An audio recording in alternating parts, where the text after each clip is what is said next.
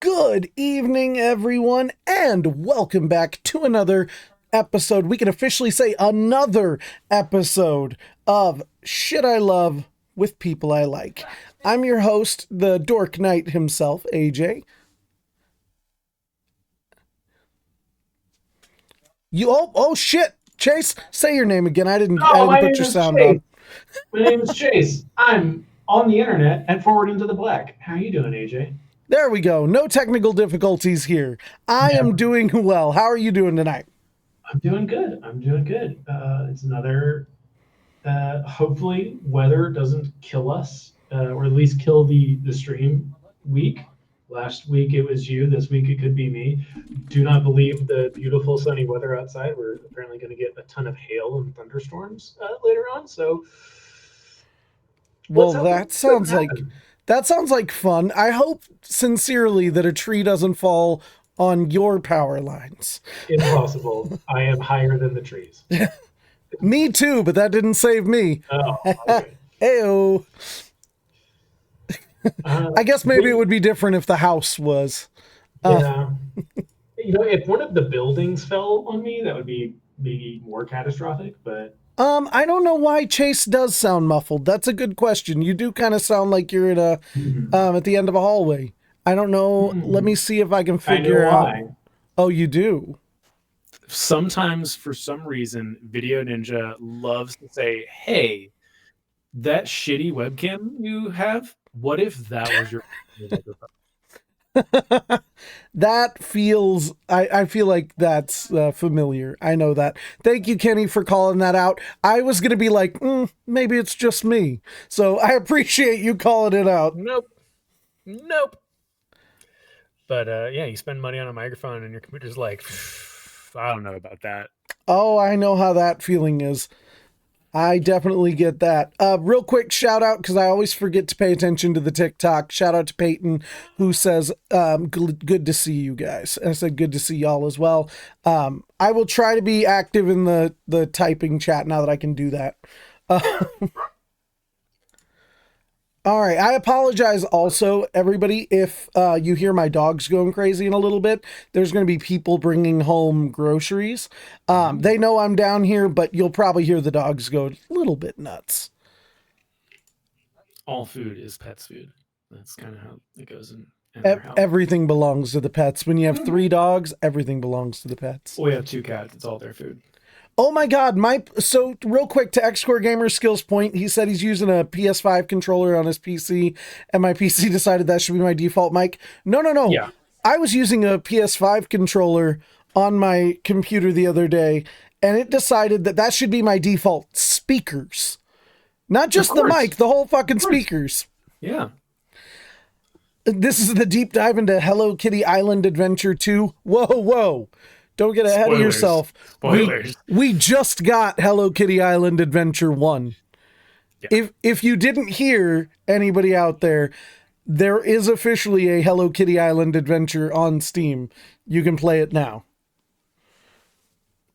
After how many years since that joke was on South Park? I don't even want to know. Is it? Yeah, there's a real, legitimate Hello Kitty Island Adventure. I hope it's on Steam. I think it's on Steam. I gotta check now.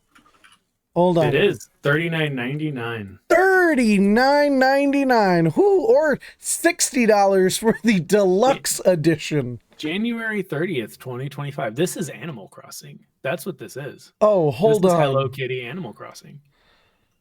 Hang on here. We should stream this. I know. I feel like this needs to be online co-op. Okay. Oh, there's online co-op too. There is. Oh shit. Whoop. Uh-oh. Oh, it just didn't finish adding. Hang on. I'm gonna show y'all. Look at all these awards. Arcade Game of the Year, People's Voice, Best Mobile Game of the Year, Something's Cozy Game of the Year, Best of The Verge, Best of GameSpot, Best of NPR. Oh my God. NPR was into video game reviews these days. Oh shit. Oh my God. This is a very positive review set. Okay. There we go. Now I can fucking show it off a little better. So yeah, Hello Kitty Island Adventure did not exist when he was like, but Butters, you're online all the time. What do you do if you're not playing World of Warcraft? I'm playing Hello Kitty Island Adventure. No, this did not exist until literally January 30th of this year. This is amazing. I'm looking at the negative reviews on this. God. Was looking for something better than Animal Crossing New Horizons, not something as shallow. This game has the potential to be great, but there just isn't enough to do.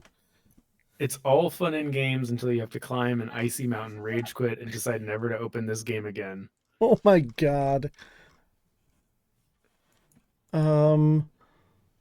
Let's see. Wild.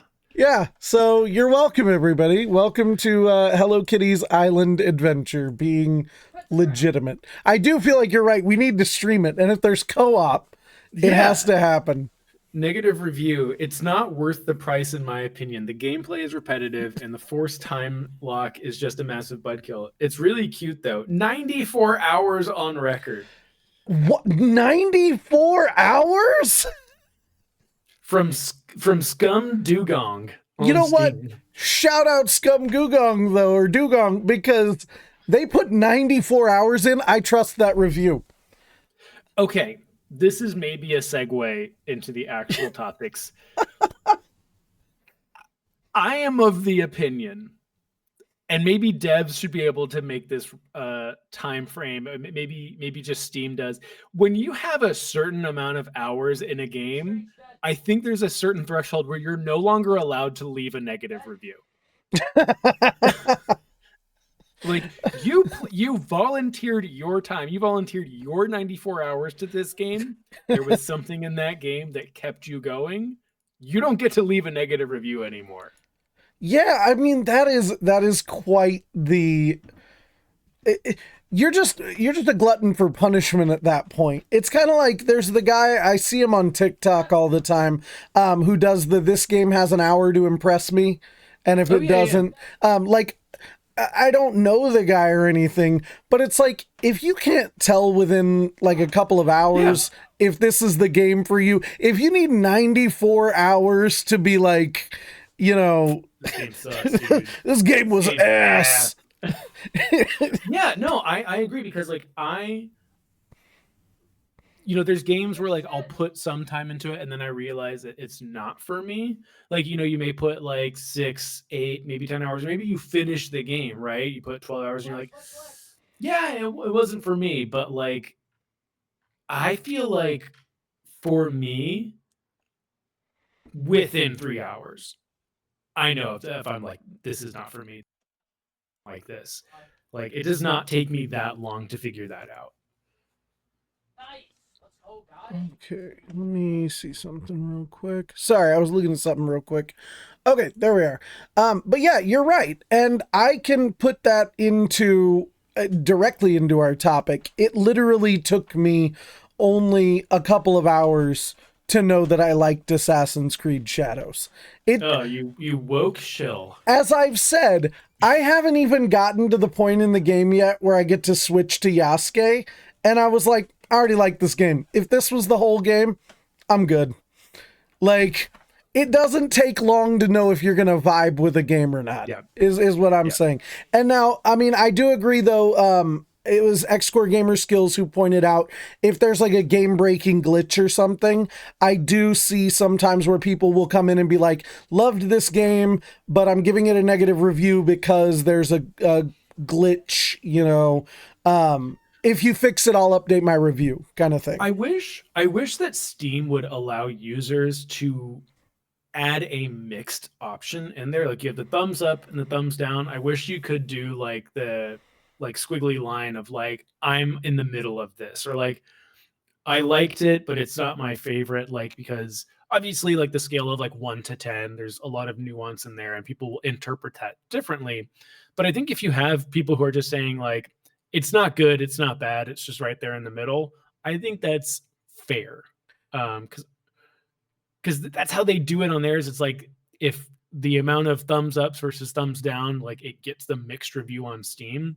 It would be nice to see like someone who did enjoy the game, but like there's a game breaking bug, like you said, or the game that, it's a live service game and they're just no longer happy with the updates, where it's like, okay, you have 2,000 hours in this game. It looks a little bit ridiculous for you to put a thumbs down on the game. But if you have the little mixed thing on there and then you can add your nuance there, like, okay, that makes more sense. Whoa, what did you do? Did you do something or did I do something? I did nothing. Weird. Sorry, you've had an echo like this entire time and it just went away. I don't know if anybody else was hearing it, if it was just me, but right at the end, the echo just went away and now you sound perfect. I don't know. Again, didn't say anything because it might just be me, but now it's fucking weird. I mean, I did that. You're welcome. Great. But yeah, like, so I have not played Assassin's Creed Shadows. The last Assassin's Creed game I played was Syndicate. So I haven't played any like the newer generation games.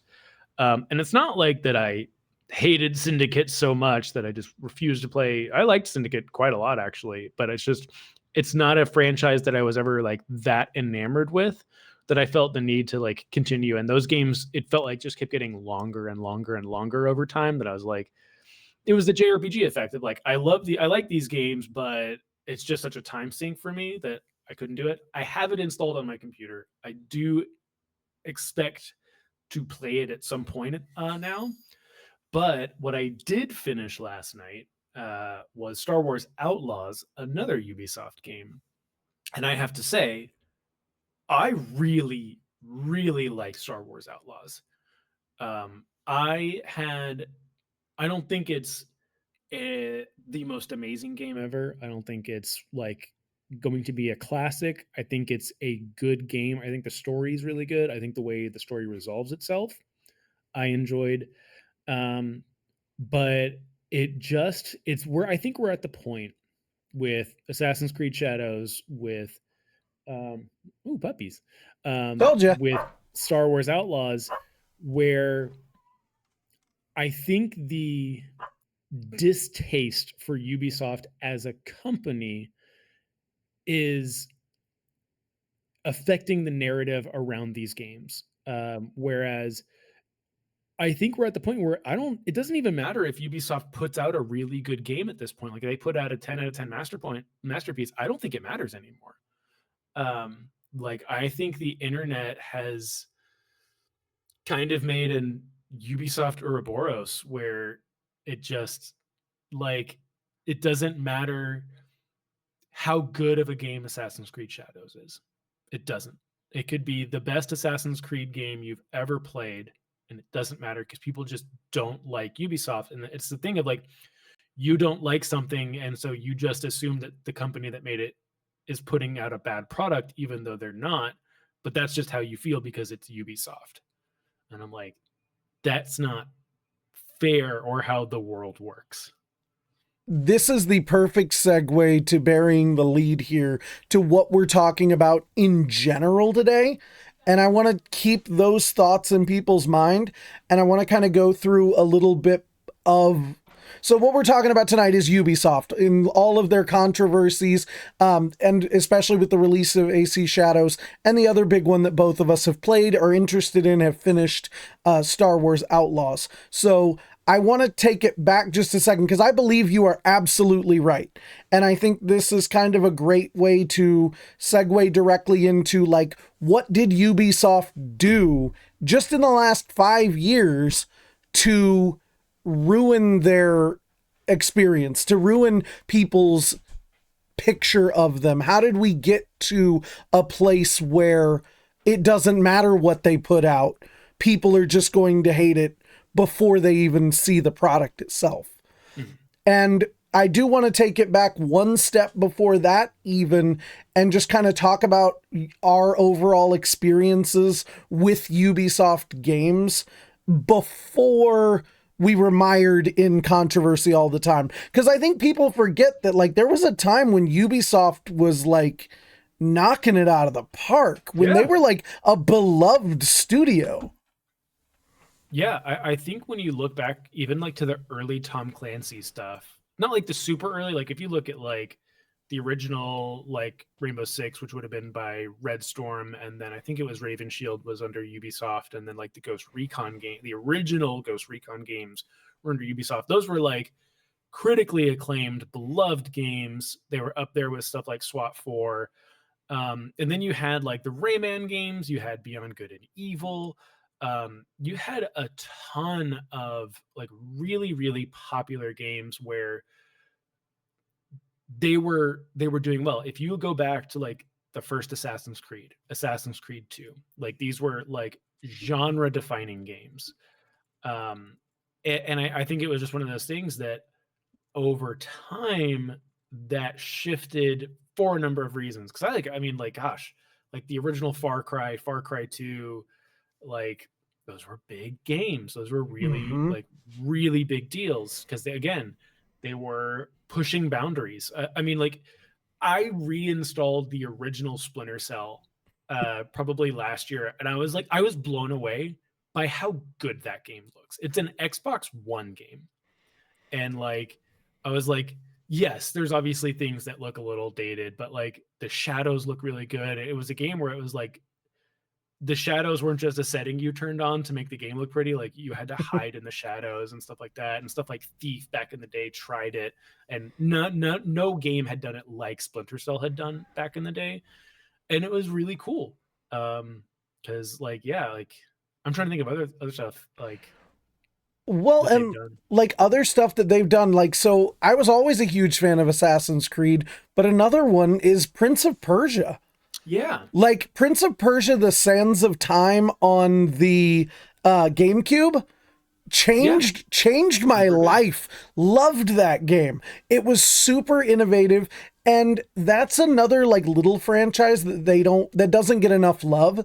Last year, Prince of Persia, The Lost Crown came out, and it's a 2D action platformer.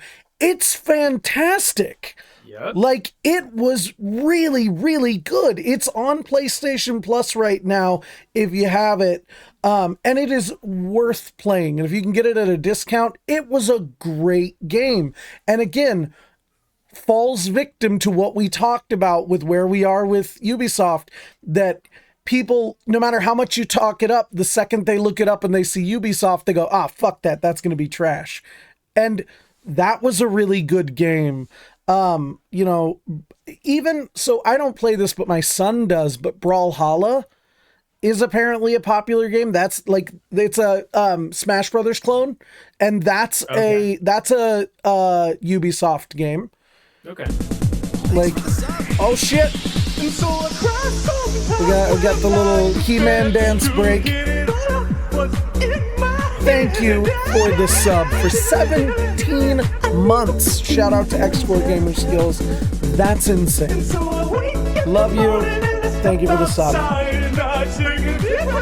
How about the tier list for the same game? I believe it was like... Oh, trust me, we're going to get to that when we get to the controversies, because that one, especially the tiers of pricing, when we get to Star Wars Outlaws... That's a huge one. At least that's when I started to get into understanding the controversies that Ubisoft has kind of been mired in.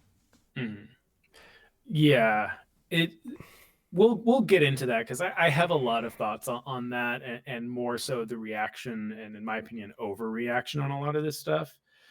But yeah, like. There are so many games that I like growing up, like even in high school and like in my college years, where some of my favorite games were Ubisoft games.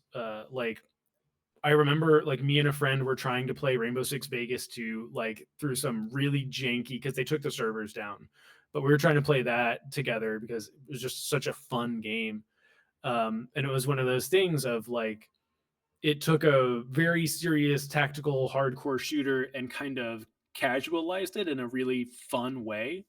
And so it's just like there's so many games out there. Like I remember the very first Assassin's Creed when it came out, and like I was blown away by that game. Like I was like, this is so cool, because I know it's like a meme at this point of like the whole Skyrim thing of like, look at that mountain, you could go there. But it was like this whole thing of like, you climb this building and you synchronize and you see all these other buildings and you can walk on all of those buildings. You can go into the little alleys, and it was like, wow, this is why I bought a PlayStation 3. You know, this is why I bought an Xbox 360, was to do cool stuff like this. And I'm going to go out on a limb here, and I'm going to say this. So I know that Rockstar is like considered the gold standard of open world games. I was never a huge Grand Theft Auto person. I loved Red Dead 1. I played Red Dead 2. Still haven't finished it. Need to go back and play it again. Yeah, I know. But personally, for me, the open world giant that I played all the time was Ubisoft. It was Assassin's Creed. That was my super immersive open world. And I think nostalgia always plays a factor in things. I think it's the gauge by the metric by which I gauge open world games. Like, I don't know why. I think that's why I have trouble playing Red Dead 2, is because it's not the way Ubisoft does open world games. And I was so used to Assassin's Creed, Assassin's Creed 2, Black Flag, like the way those games played, that was just how my mind wrapped around open world games. Sure. And like so I was a little bit different because I grew up playing GTA 1 and 2, the top-down GTAs. And so I was used to those like do anything you want type of games. And then, when GTA 3 came out, like that drastically changed everything, like on the PS2. And then having stuff like I never played Arena or Daggerfall, but playing Elder Scrolls Morrowind, and I still look at the only game to me that has come close to Morrowind's open world is Breath of the Wild, because I think that those are like the two like masterclass open world designs, and not that like I'm of the opinion like not everything needs to measure up to the best thing there is. Like I don't think that video games are a pissing contest where it's like, oh, well, we had the bigger map or we had the more things to do on our map. It's just like, I don't really care about how big the map is or how many things there are to do on the map. It's just like, what about your map is enticing? Is it the design of it? Is it how it looks? Is it, what fun things are there to do? If you look at something like Just Cause 2, like that map is barren. There's nothing to do in that map, but the toolbox they give you to have fun in that game makes it amazing. Like being able to like grapple hook, parachute all the way across the map on that island is just fun in itself. And then you look at stuff like what was it? Mercenaries. I don't know if you remember that game. Yes. Like nothing to do on that map except blow stuff up and shoot people. Super fun. Not a huge map, not all these little, collectathon, like find this flag, find this bird, whatever it is. It's just like do stuff. Go do stuff. And I think that is what makes a lot of those games super special. And Ubisoft is, I have to watch our words here. Ubisoft is very we're gonna have to do like a every 5-minute disclaimer. I am not defending Ubisoft as a corporation. I'm not saying that everything they do is great, but Ubisoft is very good at developing open world maps. Like that is the reason that they continue to make the games they make with those same designs is because it's a good design. Yes, they need to expand on it. Yes, it needs to evolve. It has become a little dated, but it still works. To me, it's kind of like we make games today the way they are for a very specific reason because we have figured out how to do it well. Like, I know that this is way off track, but like, do you remember like the Angry Video Game Nerd? Yes. Okay, he had this whole thing of like, I cannot stand when people try to make the jump button a different button. Like, it's A. Make it A. Like, that's the jump button. Stop putting it on B. Stop putting it on select. Stop putting it on up. Just put it where we want it to be. Because there's a difference between creative decisions and decisions to be creative. Because sometimes it just works better when you do things the way we expect them to be done. And that doesn't mean you can't change things up. Doesn't mean you can't like put your own spin on things, but it's like if you make reload on a first person shooter a button on the D-pad, people are not going to like that. Right. Like, if you make a plus sign, right, floating on a map in a video game and that doesn't give you health, people are going to get frustrated by that. If there's a red barrel sitting there and I shoot it and it doesn't blow up, I'm going to get frustrated by that. like there's a reason we do things in video games because there's a language of video games. Like people have studied this, and it's just like when you take someone who's never played a video game in their life and they're in their 20s or 30s or 40s, like they get very, very confused very early because they don't know that red barrel means boom.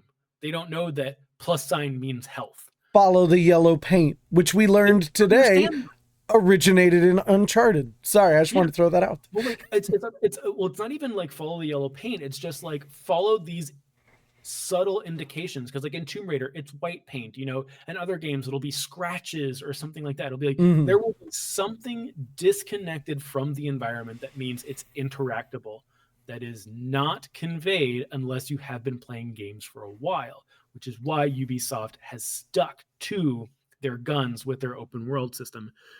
And look, the numbers don't lie. Every single one of their games sells millions of copies. Most of them.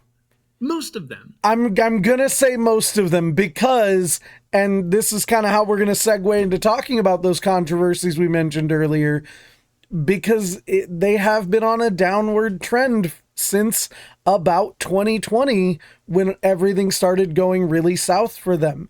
And by the way, I made a little timeline of what I know Ubisoft's problems to be. If you guys in the chat want to throw out like something that I missed that I'm not aware of, that's another controversy, please like feel free to interject in the comments, because I don't know everything. I live in a little remarkably closed bubble when it comes to bullshit like this nowadays. Go ahead. No, I was gonna say there are a few that I know of that aren't in here, but we can go through this as we go through it, because there's stuff even before 2020 that like upset a lot of people.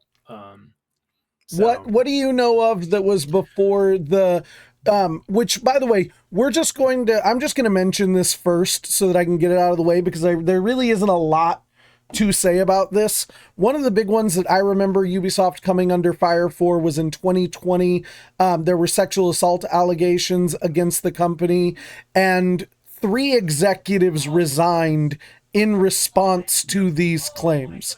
I don't remember all the details about how it worked out and stuff, but I mean, that's definitely going to put a sour taste in people's mouths. Sexual assault is not okay. We don't support it. Nobody should. And if you do, you're a fucking monster and get the hell out of here.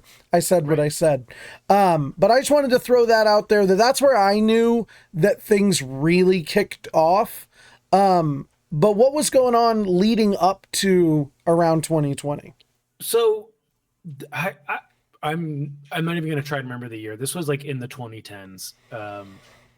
Like right after, I'm going to say Far Cry 2 came out. So we're looking at 2008, 2009, 2010, when the PC market share was growing, as there was a little bit more parity between Xbox 360, PS3, and then PC was kind of entering the conversation in a real way. Like you were starting to get like 1-to-1 console ports and PC ports. In varying degrees. Ubisoft was one of the first companies that was starting to implement always on DRM, like to play a single player Ubisoft game. I believe Assassin's Creed 2 had an always on DRM thing where it was like, this was before Brotherhood, which was like the multiplayer game. So like AC2, you had to be connected to the internet to play it. They have a very, well, I don't want to say, they have a semi-popular strategy game that's on PC called Anno, which is like a city builder and it takes place in different time periods. Okay, yeah. It's a single player city builder, had an always on requirement through their Ubisoft DRM. One of the other ones, and this is like, to me, I understand the frustration. It has never bothered me. I know that this is not a one-to-one. I always look at it as like the cutscenes of the PS1 version of Final Fantasy VII versus the gameplay versus the open world. Like it's 3 different looking things. So if someone were to show you the awesome cutscenes of like Cloud and Sephiroth going at it, and then you play it and you have little blocky Cloud walking around, you might be disappointed. Final Fantasy VIII was more egregious on that, but I'm just saying. No, Final Fantasy VIII had like fully rendered like proportional adults walking around the open world, to be fair. Yeah, but paired against graphics that would continue to rival Final Fantasy X coming out for the PS2 in terms of cinematics. So, Yes. like, I will say, the first time I played 8 and I saw that amazing opening cinematic by the beach and stuff, and then it cuts to, like, weird pixelated Stickman, I was so disappointed. I was like, what is happening here? But Ubisoft caught flack for this because of Watch Dogs, because and Okay, I do remember this controversy. I didn't realize how much of it was tied to Ubisoft. Continue.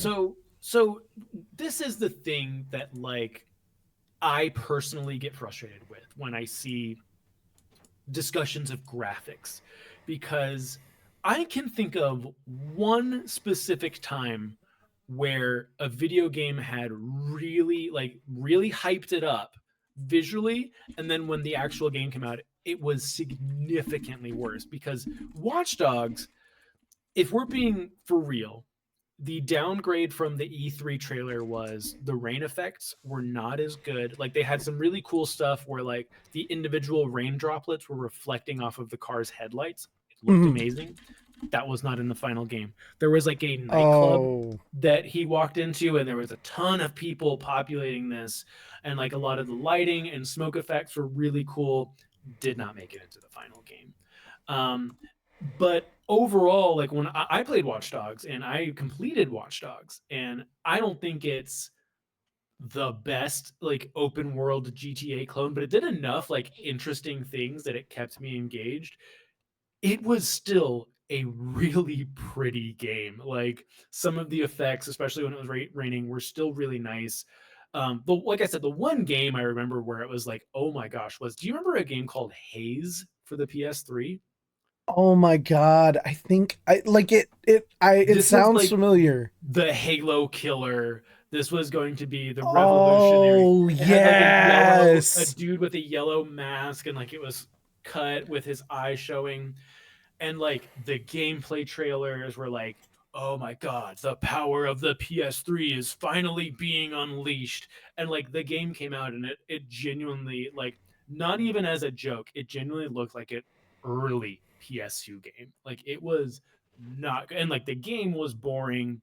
I remember there's a guy I used to watch Classic Game Review on YouTube. This was way back in the day, and he never did bad reviews. Like, he would always find something. He'd be like, hey, I didn't like the game, but it had a flamethrower, and I love flamethrowers. So if you like flamethrowers, you should play this game and use the flamethrower. Like, that was his style of reviewing. He was like, guys, this game's not very good. It has a flamethrower, and the flamethrower is not good. Like, this is a bad game. I am sorry. But anyways, with Ubisoft, like, that was another one that, like, really started popping off. Sorry. I was gonna say, you reminded me that another big controversy that I completely forgot about. And I was gonna include it, but whatever. One of my big problems with Assassin's Creed as a franchise was it became oversaturated so quickly after Assassin's Creed 3 or 4, somewhere in there. Because, like, after 4, I remember there was a year when 3, maybe 4, I think it's 2014, 3 or 4 Assassin's Creed came out in the same year. And I remember that Unity, I think it was Unity, correct me if I'm wrong, when it came out, was beyond bugged. It was so horribly, like, rushed that it came out just like Cyberpunk 2077 levels of bugged when it came out. And that's what I remember now that it, like, is in my head and I'm thinking about it. That's where I remember the controversies starting with Ubisoft, was people being like, they're just throwing out these games, just, it's a cash grab, it's so fast, they're not completed. And I remember that now too playing a big role. I'm gonna throw a wild take out there for anyone watching. If the game's not released for free on itch.io, it's a cash grab. Like, People love to throw out the term cash grab. These games don't get made. Even indie games, they're not being made for the sake of being made. Like, there are people making that, and those games are on itch.io. You can go there and get tons of games for free. It's just by people who love making video games, and they just want their video games out there. Celeste was made to make money. Baldur's Gate 3 was made to make money. Like, these are all cash grabs. By in the definition. words of the Joker, if you're good at something, never do it for free. Yeah. You know? But there's obviously levels of that. Like, there are companies, Ubisoft is one of them, no doubt, where they are trying to make as much money as possible. And that is where I think a lot of people start to take issue, understandably. Well, and that's where I hear. So I actually didn't know anything about this because the controversy came and went so hard, so fast. I'd never heard of Ubisoft Quartz in 2021. The game was Ghost Recon Breakpoint, and they added NFTs to this game.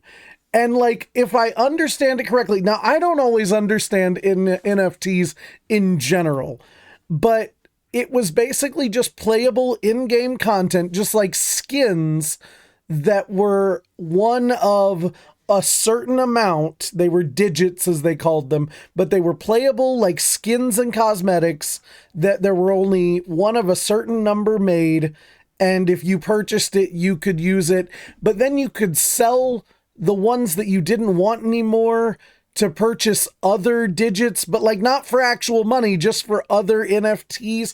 I watched the reveal trailer for this and I was just like confused, and like, I don't understand, one, how this differs from like a battle pass or like other in-game like cosmetic currency. And I don't understand what the obsession with NFTs was and why we tried to add them to gaming. And if you have insight on this, please. So I have insight on not necessarily the skins in Ghost Recon Breakpoint. I have insight on Ghost Recon Breakpoint, which is not going to make people happy, especially if they hate Ubisoft, but also just the NFT thing. So post-COVID, NFT craze for businesses, insane. I if you can see, oh my God, how do I reverse? I work in the bicycle industry. Like I work for a bicycle. I mean, I'm not going to tell you what company I work for. I work in the manufacturing end of bicycles, and there were bicycle companies, no joke, like Pedal a Bike, that were, if you bought our super expensive high-end racing bike, we are going to give you an NFT alongside that bicycle. There were car companies that were doing this. There were clothing companies that were doing this. Like, I don't know what, like, whoever was going through whatever investment company and saying, guys, NFTs, I swear, will turn a profit for you. It did not pan out, but Ubisoft and a few other developers, I believe Square Enix tried to get into the NFT chain. I Probably fact checked me on that, but I believe Square Enix was doing it. But yeah, so many companies were doing this. But in the aspect of Ghost Recon Breakpoint, which I have played very little of, I played a lot of Wildlands, the one before that.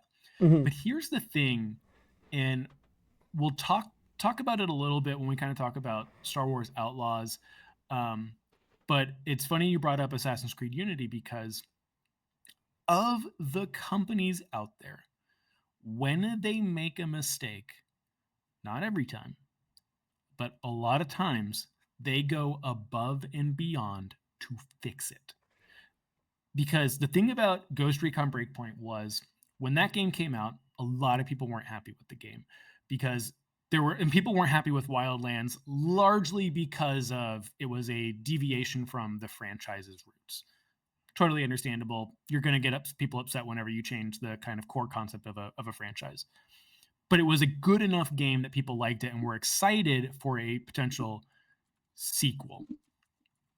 People didn't like the changes they made from Wildlands to Breakpoint.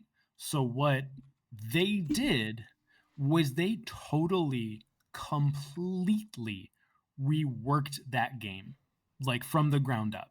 Like they they added features that we really haven't seen in any other games besides Breakpoint. Like it's a game that like people want to play super like with tactical precision and do super stealth, and some people want to run and gun. And they have a really cool system that says, if you and I are playing and I'm like, I want to be so crazy run and gun and do everything crazy, and I want like all the health bonuses and everything, and you're like, I want to go super silent and I want it to be as realistic as possible. They have a system that can basically dynamically shift each of your play styles so that you're both getting the experience that you want while not having to sacrifice your co-op partner's experience, which is really cool. Like the people who are super into Breakpoint have like done super in-depth like dives on how the system works. And that was not in the game when it launched. It was just like a copy paste, here's a sequel to the game you kind of liked, and they totally reworked it from the ground up, which is really cool. Very few companies would do something like that. I was gonna bring this up later, but I just thought this is relevant to both of the like big games that we're going to talk about in a second. So I'm going to bring it up now. You made a great point about Ubisoft being really good at responding to these controversies and fixing things. And the two things about Shadows and Outlaws, with Shadows, so the Japanese government, people keep saying online, you'll see people saying, even the Japanese government hates this game. What happened was, when the game was in its little early access and stuff like that, you could destroy shrines in the game. Because, everything's breakable, the environment's breakable, you're going around cutting bamboo and bushes and stuff. So you could destroy shrines. And the Japanese government did not like that. They immediately were like, whoa, we don't like that you can destroy shrines. That's disrespectful. This is really bad. Ubisoft fixed it in a day one patch on release. Yes, this did happen. I have heard that the reaction from the Japanese government is a little overblown from what people are saying. True. I heard it was like, this was brought to one of the, government officials in Japan, and they were like, that's kind of not cool, but like they're like, it's a video game made in France, why do we actually care? But because like there were comments made by a government official in Japan about the ability to destroy shrines, they're like, hey, what if we just took it out? Which is a great point. It is a company in France that has no reason. They're making a video game. They have absolutely no reason to hear that complaint and say, let's fix it. They could have just left it in and been like, our bad, we're not Japanese. We didn't know that was a touchy thing for them. Yeah. And yeah, they would have eaten shit for it online, but like maybe not necessarily deservedly so. But they did take the initiative to do that without being told they had to, so to speak. Yeah, this is a company that has been mired by controversy since the 2000s, let's just say that, like for approximately 20 years have had levels of controversy surrounding them. And it's kind of one of those things that like they have had a track record that gives people pause. And I understand why people have pause with a company like Ubisoft.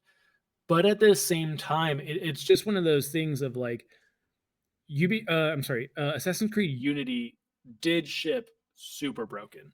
I played it day one, and it was rough. Like I definitely got the skinless faces in like some cutscenes where it was just tongue and like nasal things and eyeballs and stuff like that. And it was like it's funny, it's hilarious. Like I was lucky enough where I didn't get any of like the game breaking bugs. But the thing is, and this is the crazy thing that just like, no matter what this company does with its goodwill, it's just never good enough. Well, they also keep shooting themselves in the foot. Like, this is true. Like my argument would be, why does every game that they make keep needing so much work done after it's been put out? But Is this not the same argument that I have for Bethesda? Why does every Bethesda game that comes out need mod support and the community to make it playable and worth playing? Here's the thing, and we could talk about this as well. They just released one of the most stable and bug-free experiences of any game in the past 10 years, and everyone fucking shit on it. And it's Facts. like, I am a staunch Starfield defender. I don't think it's the greatest game, but I think it's a very good game.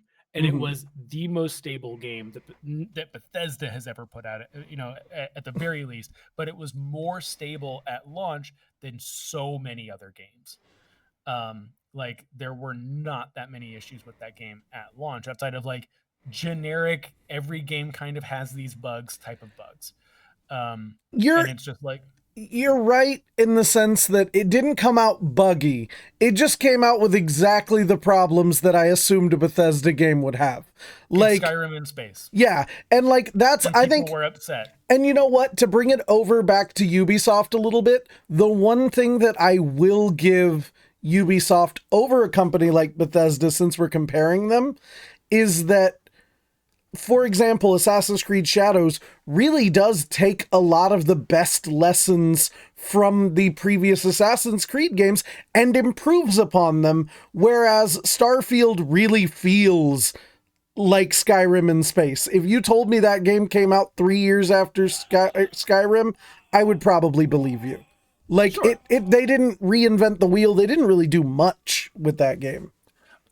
In my opinion, we can do a whole episode on Starfield, but just to kind of go back to Ubisoft, especially in like the goodwill thing, I think people forget this news story is that when Assassin's Creed Unity takes place during the French Revolution, and one of the big landmarks is the Notre Dame Cathedral, and you can go inside of the cathedral and like climb on all the crazy like architecture on the inside. That cathedral caught fire a couple of years ago. And what happened was Ubisoft reached out because they're in France, obviously. They reached out to the French government, who obviously is going to be taking care of this, landmark. And they said, hey, when we made Assassin's Creed Unity, we got permission to go in and do like LiDAR scans or laser scans of the interior and exterior of the cathedral. So we have some, not all, like some really detailed blueprints of how that cathedral was constructed. If you want them. And the French government said, yeah, we will take them. And they used some of it. Obviously they don't have like how like some of the internal structures of that building was made, but like, hey, if you need to know like parts that were burned down that are no longer recognizable, we have how they are supposed to look. And then they get, for like 90 days, Assassin's Creed Unity was free to own. Like if you logged into Ubisoft and you just went to Assassin's Creed Unity, it was like free to install. Put it in your library. We will never charge you for this game again. And it was just like, we want to, like give back to like France, where we're located. And it's like, you don't hear about video game companies doing that. Like, I've never heard of like, I haven't heard of, Naughty Dog, like helping out Seattle. Like I'm in Seattle, like the aquarium is right over there. Most of the Last of Us Part 2 stuff is like walking distance from where I am. When Seattle has issues, I don't hear Naughty Dog and Sony saying like, here's a bunch of cash, here's all these things that can help you guys out, when you're struggling. Like not many companies do stuff like that. Ubisoft has done stuff like that. And it gets some press coverage, but it doesn't get like the long lasting coverage. It's like, oh, this is a cool little piece. And then Ubisoft has some dumb microtransaction in their next game, and then that blows up bigger than, the good thing they did. E-Ray, that is a topic for another day. Like, we will not get into Neil Druckmann right now. Yeah, we'll probably do a... we'll talk about that when we get to The Last of Us, because I feel like that plays heavily into our thoughts on Last of Us Part 2. But one thing I do want to say is, so kind of getting back into this discussion that we've been having, you're making, like, there's a lot of great things about the Assassin's Creed franchise and about Ubisoft in general as developers. I know that people said that they started to create just bad games, all the broken games like we talked about. They said they weren't really innovating or changing anything. You know, it became really predictable, all that kind of stuff. But let's go ahead and move over to the first of the two big games that came out, last year's Star Wars Outlaws, which released to a ton of controversy. Like, just from the same people, we're going to deal with the same trolls with video gaming in general, not even just Ubisoft. So, like, it had a female protagonist that people weren't immediately attracted to, so they already bitched. Okay. Like, I've never understood this whole I need to be able to create my own character. What gets me about this, I have to say this real quick, and I just thought of this. The same crowd who say, I need to be able to create my own character in order to feel immersed in this world, are the same motherfuckers who say representation doesn't matter to your immersion. How is it possible that representation doesn't matter for me to be immersed, but you need to be able to create your own character? You shouldn't be forced to play as a woman. I'm just saying, like, those don't add up. But I digress. Yeah. So that's, I mean, that's like, I mean, that can be, again, that could be its whole topic. But yes, the fact that it was a non-white woman as the main protagonist of Outlaws definitely started controversy as soon as that trailer first started. Here's the on TikTok, there's a guy, Mindful Gamer, that does like a podcast with 8-Bit Closed Fist. He did a really good comparison of, like, this is not Ubisoft related. There's two games that came out, Immortals of Avium or Avenum or something like that, and then Forspoken, where it is basically two run-of-the-mill, not very special, not bad, but not like, they're not going to shake up the industry, like magic action combat games, like where the whole premise is you don't have a gun or a sword, you have magic powers, and you're just like shooting fireballs and electric spells at people at like crazy rates, right? Immortals features a snarky, sarcastic, generic white dude. Forspoken features a snarky, sarcastic, generic black woman. Guess which game got the hate? And it's like, and he was saying, I'm not trying to tell you that either of these games is like wildly the greatest thing you've ever seen, but it's like, it's so telling at this point when it's just like you have two games that are probably, within margin of error, like pretty close to each other in quality. One's third person, one's first person, and like the dialogue is probably on par if you do it, blow for blow. And one game was like mediocre and forgettable, and the other game was mediocre and the worst thing that has ever happened in the history of video games. And Star Wars Outlaws caught that as well, because I guarantee you, if this was a Cal Kestis, Han Solo style character, people would have really gravitated towards that game. They would have seen past the issues. Jedi Survivor has tons of issues. It has technical issues. It has glitches. It has bad parts of that game. It's still considered one of the greatest Star Wars games of all time. Hell, The Force Unleashed and The Force Unleashed, especially The Force Unleashed 2, have huge, glaring issues with those games. Knights of the Old Republic 2 is when people talk about unfinished games, Knights of the Old Republic 2 is an unfinished game. You can read about it. Obsidian was given, and keep in mind, this was pre-Disney Star Wars, Obsidian was given an ultimatum of like, we are going to can your game if you do not have it ready by Christmas. And this was like in September, and they were like, all right, we're cutting the ending out of this game. There I go. Goodbye. Ah! Hello. And it's again, and obviously in KOTOR 2, you can create your own character, but it's like you had the option to be a white dude, and in Force Unleashed, you can be a white dude. Jedi Survivor and Fallen Order, you're a white dude. And in Outlaws, you are a light-skinned woman. You are a brown woman who's light-skinned, and like the actor who portrays Kay Vess did a really good job. I was literally playing through the ending last night, and I had my headphones in, and I'm not going to spoil it. You have an interaction with two characters that is kind of a twist at the end of like, and the dialogue between those two characters and like the motivations of what is going on at that point was like, I was like, this is a movie. This feels like a movie. Like if I were seeing this on a like big screen, I would be like, even just down to the recording quality. I was like, this is good. Like, this is a good twist. I really like this. But no, I don't like the stealth mechanics. No, the speeder's wonky. No, I don't like how this works. I don't like how that works.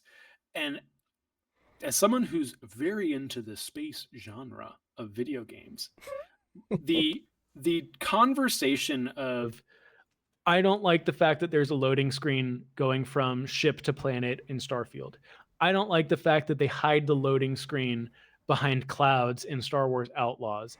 I don't like, it's this moving goalpost. And as someone who plays and has a ton of time invested into Star Citizen, and they are doing what people are asking them to do, and I'm like, I hope you're ready for a 14, 15, 16-year development cycle to do the thing you're asking. And this is the thing, to me, that so many people forget about AAA gaming. And this is not to defend AAA gaming and its business practices. It is not just about how pretty the environment is. It is not just about the beads of sweat rolling down someone's face. It is the systems overall involved with that game. It is the AI. It is the environments. It is how it works in the environment. It is how the skills that you have put together on your character and the outfits and all of this. These are incredibly complicated games. We are not making Super Mario Brothers anymore. Like, if you even look at like new Mario games, they're super complicated. Which is why, and this is another topic altogether that you bring up, which is why video games are so damn expensive. And hot take, they should be more expensive. Yes. I'm not saying I want them to be more expensive. I don't want to pay more money.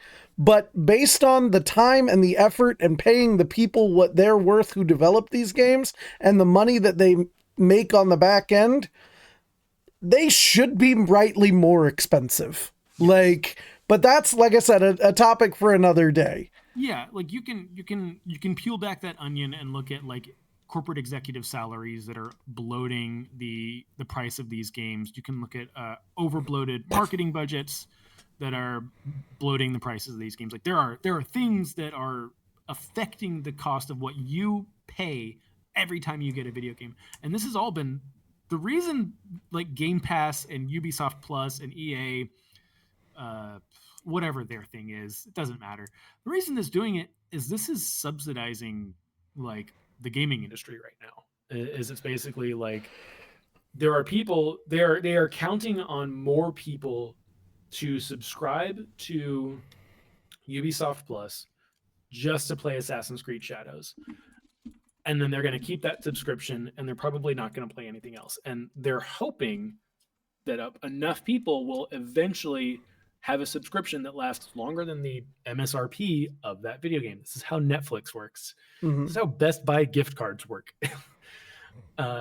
Like, the idea is that you forget about these things, and you like these streaming subscription services are banking on the fact you will not use them. That is the whole point. Well, and I just want to say, like, if you chase everything back far enough, it's corporate greed, to what Ray said in the chat. Everything is corporate greed. I'm not saying that if you took money away from the CEO, we couldn't not increase the price of games. I'm just saying within the current market that we have, what we pay for video games versus what they are worth and what they cost to develop is like, we do pay less than what they currently cost to develop. Now, why they cost what they cost is its own ball of economic wax that I don't want to get into. I'm just saying that based on what we pay versus what we get and the work they do, they do work for more in this system than what we're paying. But speaking of price and money, let's talk about what happened with Star Wars Outlaws when it comes to money. Because when that game released, you had the base game that was $70. You had for I think it was, if I remember correctly, it was for $100, you got the deluxe edition, which had a couple of skins and a 3-day early access. And then you had the $110 version, which was the season pass, everything that was in the deluxe edition. It was everything in the deluxe edition plus the season pass, which was by itself $40. And I don't mind having, I guess I'll ask first your opinion of that tiered structure in general, of having the base game at a certain price. For X more you get these things, for X more you get these things, and then we'll delve into my problems with the specifics of what happened with Star Wars Outlaws. Okay. This will probably be a long section. Agreed. As much as I personally dislike capitalism, it is the system we live in. If Ubisoft wants to charge $25 trillion to play the next Assassin's Creed, they have every right to do it. It's just a matter of who's going to pay $25 trillion to play Assassin's Creed. Nobody. The thing is that I think a lot of people forget is when we see I can't believe they're charging for all these deluxe editions. I can't believe, they're paying for us. If you don't know how business works, if a company does something and it doesn't sell, right? If you look at Nike and they put out a shoe and that shoe doesn't sell very well, you're not going to get another version of that shoe. It's just not going to happen. When a company does microtransactions, or they do a deluxe edition or a premium edition or the deluxe super gold tickle your butthole edition, the only reason you are seeing those is because they sell. Microtransactions, Fortnite skins, season passes, battle passes, whatever it is. If it's there and you're seeing it in more than a few games, you feel man, all these games have these things now. It's because they sell. It's because people are buying these deluxe editions. And you can certainly argue is what Star Wars Outlaws included in the $110 full-fledged price point, is it worth it? I cannot answer that for you. If the idea of Star Wars Outlaws and Star Wars in general speaks to you and you want the biggest, bestest, greatest experience for everything you get for Star Wars Outlaws, go for it. That's not on me. That's not on you. That's not on anyone in the chat. That's between the consumer who wants that and the company that's selling it. Yeah. And I mean, I will say with Star Wars Outlaws in particular, I think that the flaws were so glaring that it goes beyond just a tiered system. Because there were two major problems that happened with the release that I remember and that I took umbrage with as well. One was that there was a story mission that is not tied to the DLC that involves Jabba the Hutt that you simply do not get access to if all you buy was the base game. I don't know if that has been fixed. Someone correct me if you can access it now. But on launch, this was a like readily available base game level mission that was simply unavailable if you didn't pay extra money. And that, like, just make it part of like the season pass or something. Good. So that's not correct. Okay, good. Explain what it actually was. It's a side quest. Okay. We're mincing words a little bit. I did say main mission. I just mean like it was ready to go in the base. Like if you bought the pass or whatever, it's just a side quest that you have in the game that is just a normal side quest. I mean, it's not like usually, you know, when you have a DLC side quest, it's like a side quest that you that gets added to your list of objectives. This is just one that like you could normally stumble across if it weren't hidden behind a weird paywall.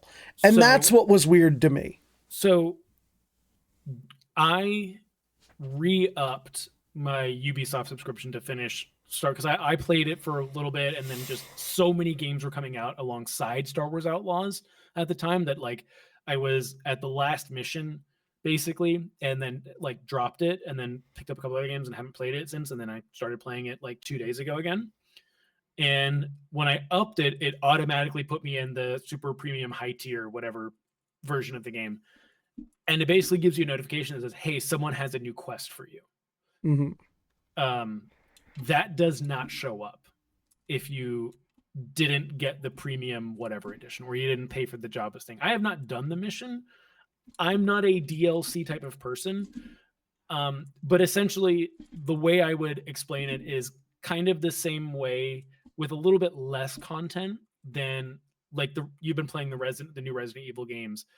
It's very similar to that, where it is just a shorter section of the game that is just an extra quest for you to do. It's an extra little side bit for you to do, which is not uncommon. I mean, this goes back to the on-disc DLC days with like Capcom that were basically put like all sorts of stuff that were on your Blu-ray, you know, for the PS3, and then you would buy an unlock code, which, you know, obviously with, not to segue too early, the advent of digital versus physical has kind of done away with that.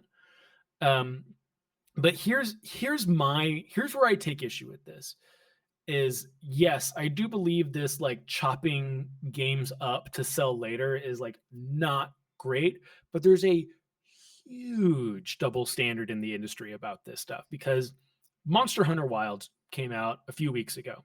One of the most popular games on the internet right now.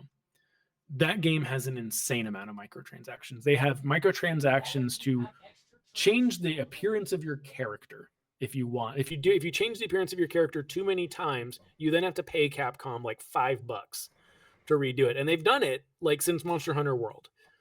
I'm looking on a Steam page right now for a game that has the original edition for this is a game from 2017. Original edition for $44.99. The Divine Edition, $59.99. The Eternal Edition, $89.99. This is a game from 2017. You also have extra DLC, the Divine Ascension pack, the new companion pack, and then like an official soundtrack, which I don't care about. So you could get all of this for $90 for a 8-year-old game. You could pay $20 less than Star Wars Outlaws. Do you know who makes this game? Larian Studios, the people who made Baldur's Gate 3. This is Divinity Original Sin 2. They still have full-priced DLC for their game, which is sitting at an overwhelmingly positive review score on Steam, by the way. You know what I'm going to say, though? I'm going to say this. Okay, so that little one Jabba mission is like, it's a DLC mission. My problem is, I guess I don't understand why we have a DLC mission available at launch for an extra price. That's my thing, is I just sit there and I'm like, this either could have just been base game content, or it could have been future DLC content. It feels weird to lock what is, from what I've heard, not a very like long mission behind a weird paywall. And again, maybe I'm not like, maybe I'm blowing it out of proportion a little bit in general. I just, like I said, it's weird to me to have just like one mission that is ready to go, could just be in the base game. Sure. It's not like a huge, like you're going to pay $20 for just this mission down the road. Like it's not part of the season pass. It's not even so much as like, this is the burn the whole thing to the ground kind of complaint. It's just puts a bad taste in my mouth. I get that, but this also goes back to like, I am not a DLC type of person, and I want that to be like super clear. I'm checking my window because it is progressively getting more and more gray outside. It started out beautiful and sunny. But here's my thing. I am not a DLC person. Like when you were playing the Resident Evil games, I'm like, I think I have like 110 hours in Resident Evil 7 from doing speedrun after speedrun after speedrun with those games. I've never played the DLC of those games. Never. I have not played the DLC of Resident Evil 4. I have not even played the Resident Evil 2 remake DLCs that they had. Like I am not the type of person that is enticed by that type of content, if that makes sense. And it's not like I feel like I'm being cheated out of that content, because I can say without there's not a single video game that I have played, and I'm not saying that I played every video game out there. When I finished Resident Evil 7, I felt like I got a very complete experience. When I finished all of the Resident Evil remakes and Resident Evil Village, I felt like I got a very complete experience. When I finished Outlaws last night, I was very satisfied with the experience I had. And again, these are my opinions. I'm not saying that these are the greatest things ever. I have played games where I know that they have, DLC armor or DLC missions or DLC this, DLC that, microtransaction this. I've never played a game in its entirety and been like, where's the rest of the game? Oh, hold on. You just activated my trap card. I know we're talking about Ubisoft, but perhaps the other most notorious, and they also make Star Wars games, so it's kind of on topic. EA. No. I love talking about EA. The one that gets me, and I'm going to compare it to another game that got a lot of fucking shit, undeserved shit, in my opinion. So speaking of Dragon Age Inquisition first, and then we'll talk about Veilguard. Inquisition has the most egregious DLC problem ever, and that is that the actual ending to Dragon Age Inquisition is in the DLC. You have to know what happens in the Trespasser DLC that takes place after the end of the game in order to understand anything that happens in the future of Dragon Age. So like, it is one game where, like, and I think that is the most egregious. Fuck one little Jabba the Hutt mission. Like, sure, you are not prepared to understand what happens in Dragon Age the Veilguard if you don't understand what happened with Dragon Age Inquisition, the Trespasser DLC. Like, and so I get it where you're like, most games you're like, this is just the full game. That is a situation where if you do not play the game of the year and play the DLC, you don't get a complete game. Also, Cyberpunk 2077, without the experience, without Phantom Liberty and with it, completely different games. Like Phantom Liberty, huh? Cyberpunk sucks as an entire game, even with Phantom Liberty. You go fuck yourself. You take that back. As someone who followed Cyberpunk from its fucking first teaser, that is all right. I'm just kidding. The most disappointing game I've ever played in my entire life. I'm just kidding. I've never actually finished Cyberpunk 2077, so I can't I've tell you tried. about the ending. Haven't- But I do know that it is a different experience now, Yes, it is. playing It is. playing it It and is. playing it with Phantom Liberty. Yeah. Like, it's a game I want to go back and finish. I just haven't had the time. Yeah, it's the first iteration was a big pile of turd, and then the second iteration was a pile of turd with like corn on the cob inside of it. Like, But you make a good point though, that barring these weird like outlier situations, if your game is good, it shouldn't require anything extra than the base game. And okay, so I've never finished. The only Dragon Age I ever finished was Origins. Fantastic game, by the way. Best of the series.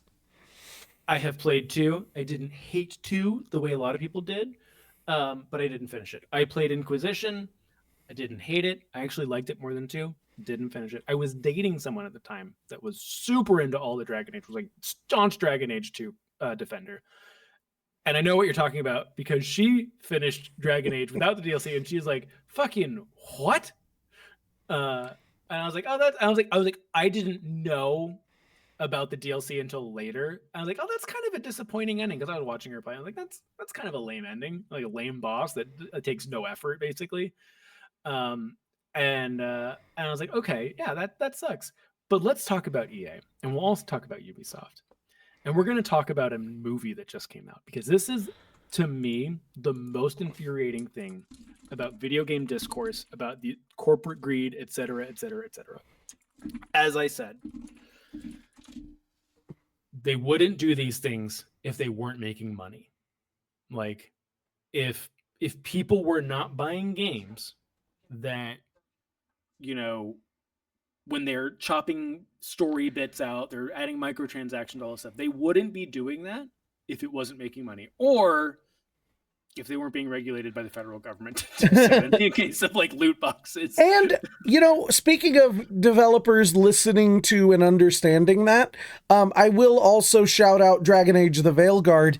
That is a complete game from start to finish, and EA has said there will be no DLC for this game, specifically because they did not want a repeat of what happened with Inquisition. So they set out to make a top to bottom complete game from the beginning. And I think that, like, you're right. The point being, if we pressure them on those kind of things with our wallet and with our discourse online, we will see them roll that stuff back. Like the whole NFT thing with Ghost Recon Breakpoint, like, it had like one of the biggest, if not the biggest, like to dislike ratios in YouTube history.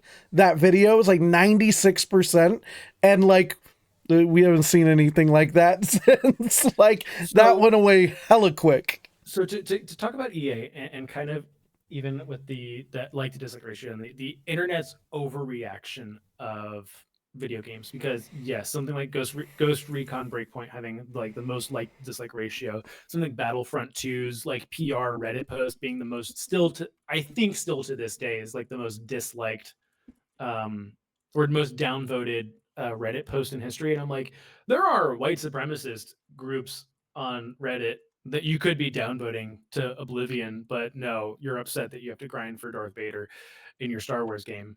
But here's my thing. Here's the thing that bothers me more than anything, and it doesn't just like stay in the realm of video games, is you have these giant corporations like EA and Ubisoft. And they're not stupid. The people who run these companies are not stupid. They hear what people are saying. They hear what people are talking about. We don't like this. We don't like that. We want this. We want that. Have you played Titanfall? Yes. Okay.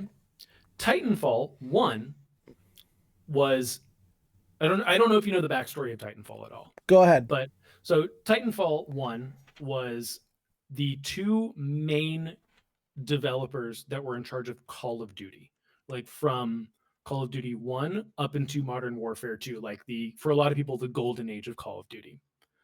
And they had a huge falling out with Activision.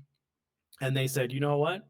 We're going to leave Infinity Ward. We're going to make our own company, and we're going to make the game we want to make. We're going to make a game that we know that players out there are yearning for. And they did. They made Titanfall. They made a creative, fun, engaging, good to play game, no microtransactions, constant free updates, free map packs, free new modes, everything.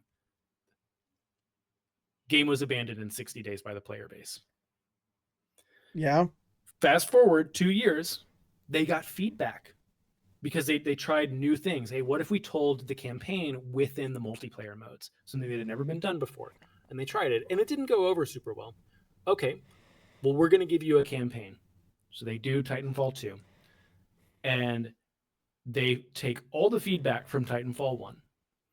They add it to Titanfall 2. They deliver what is widely considered one of the greatest single-player first-person shooter campaigns ever made. The game was abandoned in 60 days by its player base. Fast forward to 2020.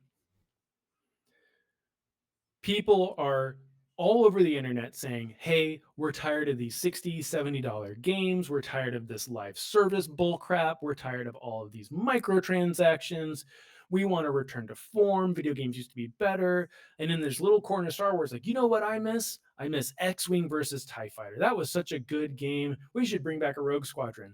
Oh, no. So EA says, hey, what if we gave you a game for $40 that has no live service attached to it, no season passes, no battle passes, no microtransactions, nothing. None of the stuff you guys hate. This is a game you have been asking for 20 years. 20 years. Like 1999 was like the last installment of that. Oh my God, this is what we want. This is what we want. 30 days later, the player base has abandoned the game.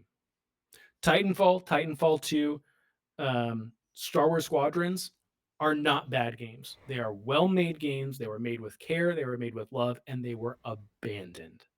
Abandoned. Ubisoft listens to the feedback.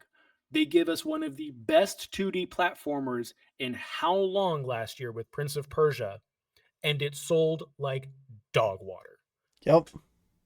If you are tired of how these corporations are treating us and treating their media, you look at something like Mickey 17 that just came out, critically acclaimed. It is a new story. It is creative. It is not on a huge overblown budget. No one went and saw it. Yep. Stop fucking complaining about the shit you don't like and then going eating that shit constantly. Because you clearly don't care, or at least a lot of people clearly don't care about these things. Otherwise, Titanfall should be the most popular things. You know what they had to do? They turned it into a battle royale. Apex Legends is in the Titanfall universe, and there's no word on Titanfall 3 anymore. It's just, well, we're just going to keep making Apex because that's what makes fucking money. Mm-hmm. So I really struggle to empathize with people that complain about the corporate decisions of Ubisoft, of EA, of Square, all of this, when it's just like, these companies have given you opportunity after opportunity to play the games you say you want, and you don't play them. Right. X-Defiant, which came out last year, was a creative take on Call of Duty, and everyone said they were tired of skill-based matchmaking in Call of Duty. And so Ubisoft said, what if we gave you a free first-person shooter, no skill-based matchmaking, and we added a creative twist to it? We basically said, what if we did kind of a hero shooter thing where it wasn't where the hero shooter stuff was so wildly important. It was just a fun aspect of it. X-Defiant was a great game. A month in, people stopped playing that game. They went back to Call of Duty. Yeah, which I mean says something to consumers in general. You're right. Like, you can't say you want something new, but you can say you want something new or something different as many times as you want, but you're proving with your wallet and with the experience that no, people just want the same thing repackaged and fed to them again over and over and over again. And I think you can see that in every complaint about media in general. Like, we're both big Star Wars creators, and like, it's the Star Wars thing. People say that they want new and exciting stuff, but really they just complain until they get the same spoon-fed stuff that they've been given a million times. Yeah. It's just one of those things that, like, if you put yourself in a board meeting, right? A boardroom meeting, you know, at Ubisoft, at EA, or at Disney, at Universal Studios, it doesn't really matter if that was Lightning. Oh shit. It doesn't really matter if that was lightning. No. Doesn't matter. We're all gonna die. Like, imagine put yourself in a boardroom meeting at one of these large corporations being like, hey, all of this talk on social media about we want X, Y, and Z. We gave them X, Y, and Z. We have all the data that says they don't actually want that. They say they do, and we give it to them. These companies have been giving us these things. It's not like Titanfall and Titanfall 2 didn't have a marketing budget. It's not like Star Wars Squadrons didn't have. It had one of the most, like, the hunted trailer. I don't know if you remember the trailer for Star Wars Squadrons. It was like one of the most hyped things. Like, it was one of the best trailers that they put out in a long time. People were like, oh wow. People were comparing it to the Old Republic trailers of how good it was. It didn't have a like to dislike ratio. It had a good campaign and a good story. It had a good, fresh new mode. They added new maps. They added new starships for free, and no one played it. They added custom servers, like that you can host your own servers, like dedicated servers for Star Wars Squadrons exist. No one plays it. I would love to deep dive into, like, just modern Star Wars games in general. We should because you make I'm one of the people who didn't play Squadrons, and I'm curious why, with that much care and love given to it, why it fell off like that, you know? Because especially when I would argue that perhaps the most beloved Legends project after the OG Thrawn trilogy is Rogue Squadron.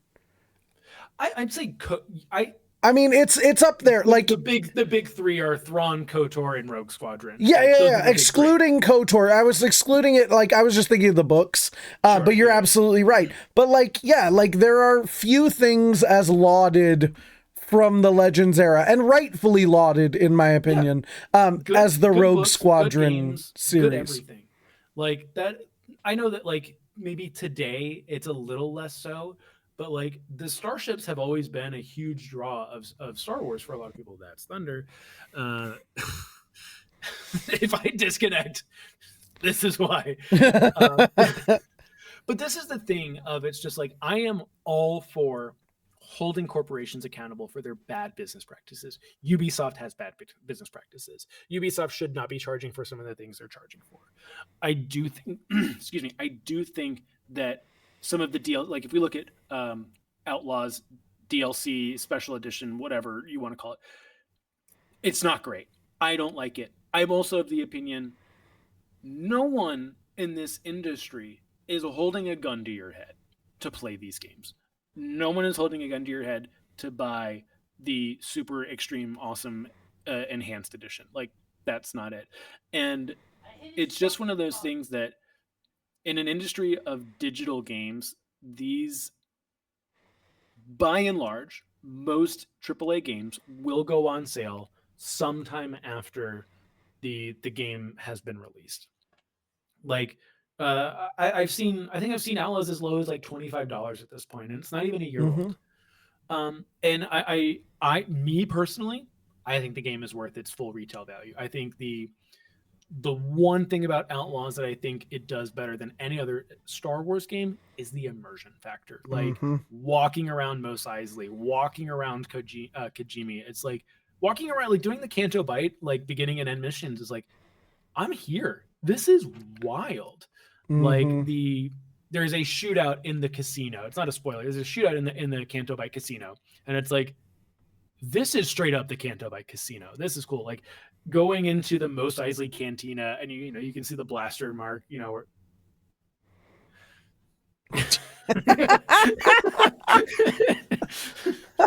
the immersion on that outside world Han is shot first. Okay, Han shot. Period. done. And it's like there is something like that, and there's something about like going into a cantina, seeing a sabacc table, and playing sabacc and getting lost in rounds of sabacc for hours. Like there's something special about that game. Yes, there's jank to it. Yes, it's not perfect. Like yes, there are things that you can 100% criticize Star Wars Outlaws for, and I'm all for that. Criticizing it because there's a girl, criticizing it because you're overblowing some of the issues in the game and you're neglecting the positive. Like I remember when that game came out and I was talking to people like on when some of the Star Wars TikTok lives were popping off, and I was like, okay, you played the game, tell me something positive about it. Oh, there's nothing positive. Bullshit. Tell me something positive about it. We're not talking about Lord of the Rings Gollum. We're not talking about 18-wheeler off-road racing. Tell me something positive about the game. Yeah. And when people can't do it, it's just like you're looking to hate the game. And I mean, I do think that there were legitimate complaints. Yeah. Like, for example, I do think it was dumb that when you picked up like an enemy weapon, you just dropped it for no reason all the time. But guess what? They fixed that. They fixed it. Now, should it have required, should it have required 6 months worth of updates to make the game what it like probably should have been? Maybe not. But like, I just want to say, it makes me want to replay the game almost just because from what I've heard, it's a different experience than it was on launch. It's not, don't psych yourself Certain up things. like that. Don't psych yourself up like that. Like, yes, they've changed and fixed a lot. Like me playing the game the past 2 days versus when I felt like, okay, oh wow, they changed this, they changed that. Oh wow, this is different. And call me a naive optimist on this. I try to, when I look at especially modern games, is when I'm playing something like Star Wars Outlaws, and I was like, what would 11-year-old me playing Shadows of the Empire think about this? Like, would I be blown away by this? And the answer is, fuck yeah, I would be blown away by this game. And the thing that I do, and we can kind of touch on one of the things that one of the executives at I saw Ubisoft that lightning. said, it's fucking coming for me. I saw it that time. There was lightning.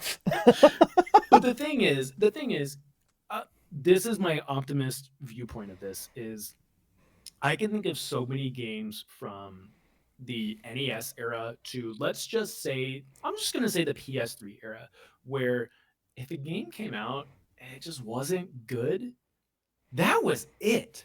Like, the game was bad. You released a bad game or you had a bug. Like, I think there was like a PS2 era Tomb Raider game that had like a really bad, like, game breaking bug where you just could not progress. You had to start the entire game over. And it was like 3/4 of the way through the game. And I look at it this way, not as like a scapegoat for developers, but when we look at something like the issues with Outlaws, obviously there were bugs that were fixed, and that's good. Should we have delayed the game 6 more months like they did with Assassin's Creed Shadows? I think so. But when it's like gameplay elements that didn't resonate with players, with the digital era, we can basically say, hey, this didn't work in our game. Let's fix it. Let's change it. Let's say, hey, you don't like how the stealth works in this game? Let's rework the stealth system. You don't like how the weapons work when you loot them off of enemies? Let's rework that. I look at that as a super positive thing, especially when it's just like subjective gameplay decisions, not like, hey, every time you hump on your speeder, you get launched into the sky. Like, it's like, okay, that should have been fixed. But like when it's like, hey, you just didn't like how this worked, and it was like the overwhelming consensus of like, this was not a popular aspect of the game, let's tweak it. I think that's really cool. But I do think that segues into what one of the executives said about digital games. And I'm curious about how you feel about this statement. Okay, so for those of you who don't remember, back in the beginning of last year, like January of 2024, Ubisoft CEO came under heavy fire for saying that gamers need to get comfortable not owning their games. And he was talking about the rise of subscription services and digital copies of games, and how gamers need to understand that, like, he compared it specifically to DVDs and was like, you used to own, your wall of DVDs, but now you have all your streaming services. And for example, I'm still mad at myself for not just screen recording this. Piracy for the win. The Willow series on Disney Plus existed, came out, streamed for a couple months, and now disappeared like a fart in the wind. You couldn't find that show legally if you wanted to. It's like it never existed. And that bothers me because I actually loved that. I liked that show, and Willow is really special to me. But it's on the same like spectrum there of like not getting comfortable or getting comfortable not owning your games. I am of two minds about this. Okay? And it's confusing to me because I had to realize some really important things along the way. First was I'm old. And so I'm like, what do you mean I don't own my games? Like, I paid my money for this. I should own this game. I own a bunch of physical copies of this game. But I'm going to take a second and roll back here. On my PlayStation 5, since I bought it, 2 years ago now? I do not own a single physical game for that system. And now, and perhaps more egregiously, now I'm a PC gamer. You don't own a damn thing on PC. You license games 100%, and you have the digital license for it, but you don't own a damn thing. Nothing that I've spent money on Steam do I physically own. And if Steam just decided tomorrow that they were like, you know what? We're not going to host Star Wars Outlaws anymore. Or let me choose an actual game I own on Steam. Assassin's Creed Shadows. Gone. Like, if Ubisoft decided they were like, you know what? We hate Star Wars Outlaws too. Goodbye. What the fuck are you going to do? So when that happened last year, the only thing I could think of when people were getting upset was the Hannibal Buress meme of, why are you booing me? I'm right. It's like, have we collectively lost our fucking minds? Like, anyone that was enraged about that statement, like, give me your fucking credit card statement. If I see a Netflix subscription in there, if I see a Steam purchase in there, I'm gonna fucking slap you in the face. Like, the idea, like, you need to get more comfortable about not owning your games. I'm sorry, Gabe Newell, who owns Valve, has been saying this for years. Steam has said there is no clause on Steam from Valve saying that if Valve goes away as a company, you are not entitled to your Steam library. Knowing Valve as the company they are, I'm sure they will have an extended window of like, download your games now before it goes offline. And maybe they can work out something with certain developers like, hey, remove the DRM on this so people can play it offline. Because if you look at something like GOG, which is goodoldgames.com, if you're not aware of it, it is a DRM free website where you can buy games. You can buy new games on there. Cyberpunk 2077, bad game, but you can buy Cyberpunk 2077 licensed by CD Projekt Red and buy it, and it's yours forever. And there's no DRM. You can get other games. You can get, I believe Baldur's Gate 3 is on goodallgames.com. So, and their whole thing is, yep. And currently on sale for 20% off. And there's no DRM. There's no launch. Like, GOG has a launcher. They do not require their launcher to run any of their games. Now, they don't have the library that Steam does or EA or Ubisoft does, but they have a pretty good library, and it's called Good Old Games because they started selling like digital version. They would upload digital versions of classic like DOS games, and they've expanded quite a lot to the point where they have AAA games. They make a fraction of the market share of PC games, and we have the data. The amount of people who bought the PS5 version without a disk drive way outweighs the disk drive version. And it's like, the digital sales and this was before all of this. We're looking at when the PS3 and Xbox 3, good God, when the PS3 and Xbox 360 started doing digital, they noticed immediately the digital sales sold more than physical sales because physical takes up space in people's homes. You have to get up off your couch, you have to eject the disk drive, and you have to take the old disk out, put the new disk in, put it in, and start playing the game. And here's my thing. I'm a staunch defender of physical media. When I buy a PS5, I'm getting the disc version and I'm not buying a single digital thing because I have all these games on PC digitally. I'm going to buy the physical disc. And yes, the physicality of that disc is really just like a CD key, like a digital CD key at this point, but like at least like there's something that you can do. So when he said this, and I'm like, yeah, I mean, Steam has been around for a while. Like when Counter-Strike updated to 1.6, that's when Steam came out. I'm pretty sure. But like that was the whole thing. And it's just like, this is a digital marketplace to host games digitally without a DVD or CD.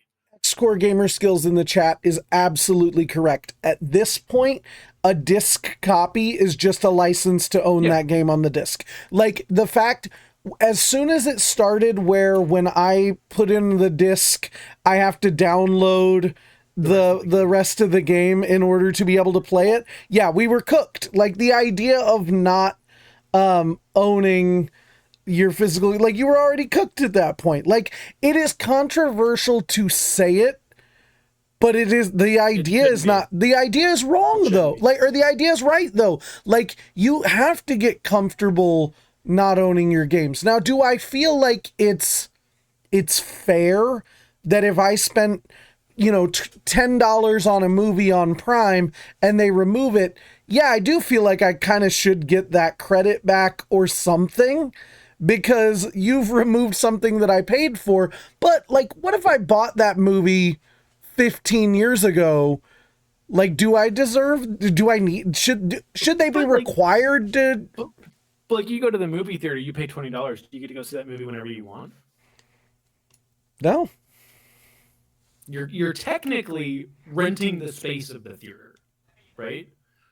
Yeah. So like, in a way, and like, yeah, there's other things like, you're renting the space, you're renting the screen, you're renting the sound system, and you're renting, the movie. But like, you don't keep that. Just because you spent money doesn't mean you keep it. And again, I'm not trying to argue that this is the right way to do it. Like I would, if all the industry said, hey, we're moving away from digital, everything's going to be physical, and I'd be like, fuck yes. Like, let me load up my bookshelves, again.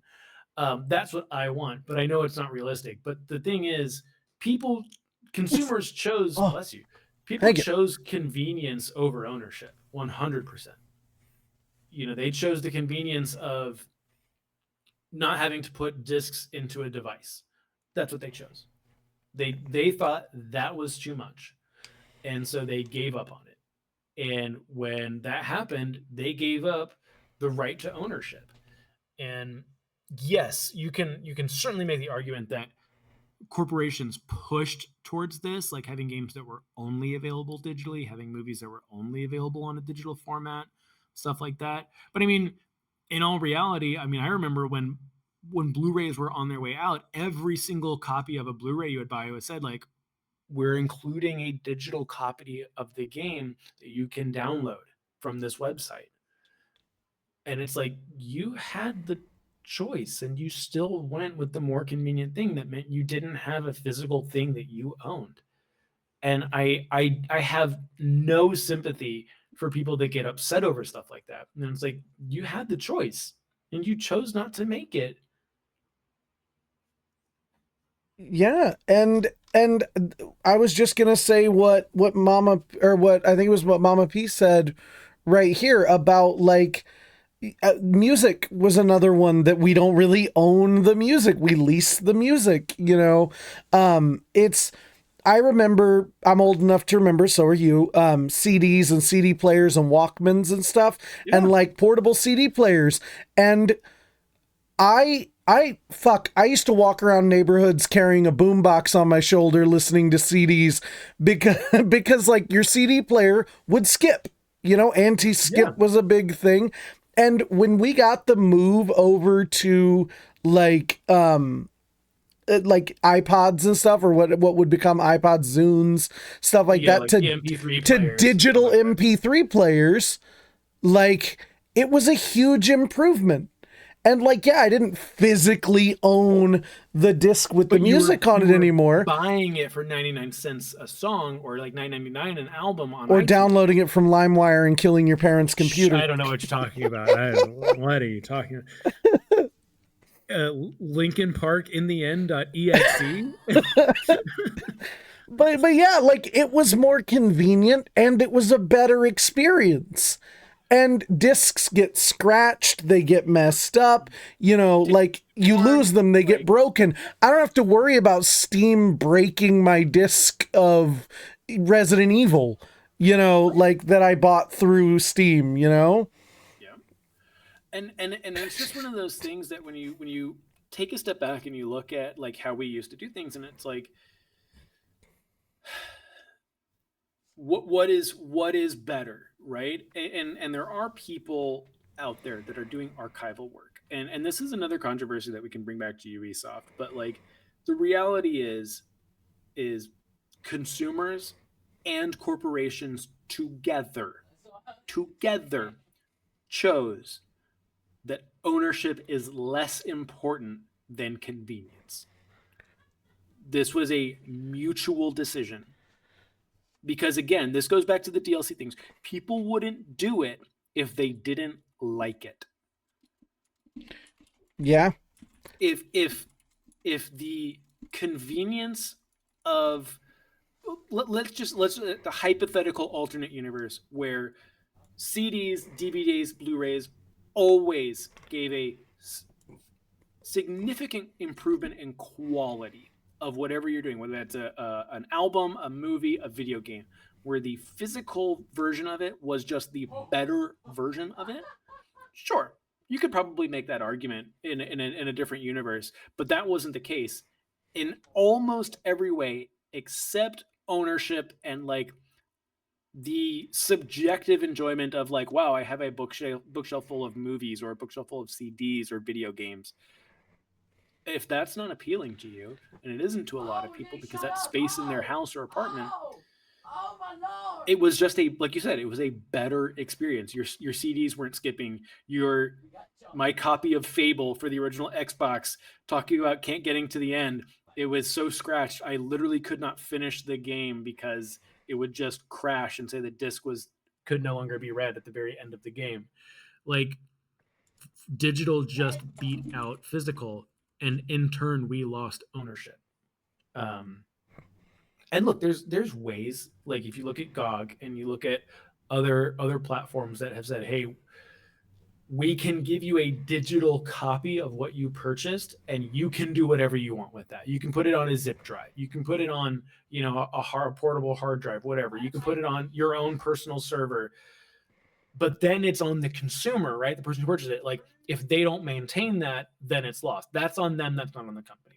And I would personally love to see more of that, where companies are saying, hey, we're offering a non-digital rights, you know, management system where when you send $70 on Star Wars Outlaws, we give you a zip file that can always be accessed as long as you have the zip file available. It's the Pokemon trading card game thing. Like one of the things, if you're not a trading card game person, so the Pokemon trading card game has a thing where like anytime you get you buy a pack, you get a little code that you can redeem to also get a pack online. So like if you purchase a pack, you get another pack. It's something that other trading card games come under fire for not including similar stuff, like Magic the Gathering. When Magic the Gathering Arena came out, they're like, why do I buy physical cards but not also get a digital thing? Version. It's a sort of the same thing. And I was actually going to bring up, I was looking it up and I can't find the numbers and I don't know where to look for them. So Alan Wake 2 released digital only when it came out 2 years ago. And the reason Remedy did that was for cost. So they were able to deliver the game at $60 instead of $70 because they just they just didn't do the physical game release. Now, what's funny is they ended up going on to, like, after the release of all the DLC was done, they actually released a physical edition that you can purchase. I have one but I don't own it to own the game. I don't own it to play the game. I just literally own it as it's a fucking paperweight. Sure. It's a collector's edition thing. Oh my gosh. Give me 2 seconds. I will be right back. Absolutely. I'll ramble about this for a second. I can vamp. Don't worry. But yeah, I would be curious to know what the sales difference is and whether or not it is worth it for the company to have even put out a digital version, because that's the other thing, or a physical version, because that's the other thing is, like, there is a cost. There is a real cost to producing physical media, and that cost gets passed on to us like every cost does. And so, like, that's another thing that factors into that. Like, should we worry about owning the game? Is, like, the physical cost of owning, or of them creating the game. I want to show you the ultimate fuck you from EA. We were talking about Titanfall earlier, right? So, big PC gamer myself, and I love physical copies. I have a bookshelf full of, like, PC games, like the jewel cases. So I bought the PC version of Titanfall 2.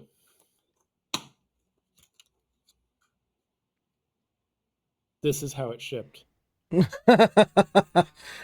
the front, it says, I don't know if it says download only, no disc included. Wow. It is just a collector's box with a digital code that you redeem. Oof. Yeah. That's a little much. Yeah. $60. Wow. That's crazy. Yeah. Obviously that's an EA decision and all that, but, like, I keep it because it's like, I like having the Titanfall 2 thing on my bookshelf, and I do think it's kind of funny and kind of sad, but there's no actual no game in there. That's insane. But here's the thing, to kind of go on to one more or another Ubisoft controversy, is they recently came under fire.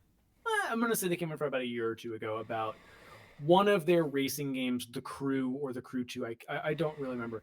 Basically saying that, like, the game's shutting down and there will be no way to access the game ever again, no matter what you paid. If you paid for the $60 version or the $100 collector's edition, no matter all the DLC you purchase, the game's going offline. And the thing is, the game did kind of have a single player element to it. It was very much a live service racing game. And they came out a lot of flack because it's like, this game should be able to be played on your own. Like, sure, we're not going to be able to do it with our friends and stuff like that. Like, we get, like, servers are expensive and people aren't playing the game as much anymore. But there was a, gosh, let me look it up because I don't want to misquote it. Stop Killing Games was an initiative that was started that they want to work with, like, legislators and stuff like that, like the FTC and stuff like that, basically saying that if you sell a product that you, as someone who is selling something on a platform, whether it's Steam, whether you're selling it on your own launcher, before you take your game offline, you have got to release either source code or a single player or some way to access that game. And it's not gone through the systems, but they're working on doing that. And I fully agree, because there's lots of video game archivists that have been working on making sure that there are like especially old Atari games and Nintendo games that are hard to find these days, and like the cartridges are dying, where it's just like we do need a digital backup of this so that it can be made again, because you can print cartridges. Like it is a thing you can do, and people have been doing that. There's a company called Limited Run that takes like a lot of digital only indie games and releases physical versions of those games that are able to be played offline and stuff like that. So like there are people doing the good work to make sure that physical and like consumer, goodwill is being enacted. But it's few and far between. Like, remind me that we should talk about this whole topic some other time, just as a full topic, mainly because I want to talk about also that archivist part, like emulation being a big thing, like where companies like Nintendo see emulation as just as theft in general. sure. Like, and that's actually a really like interesting topic. And as a historian who is not a gaming historian by any stretch of the imagination, it's an interesting area to live in. Like, I still remember there's an old Square game, I think both of them, the Shadow Hearts Covenant, all that series. Yep. But I specifically loved Shadow Hearts Covenant 2. And you cannot play, like, there's so many games, but even like as recent as the PS2, there are games that are just fucking gone to the wind. Yep. And how do we maintain those without emulation? But that is a topic that is completely off of the Ubisoft train. There's a YouTube channel called My Life in Gaming that's really, really worth checking out if you haven't. I'll link it to you later. But in the chat, if you haven't heard of My Life in Gaming, it's very much worth checking out, because they do a lot of like documentary style videos on the history of video games. I'll show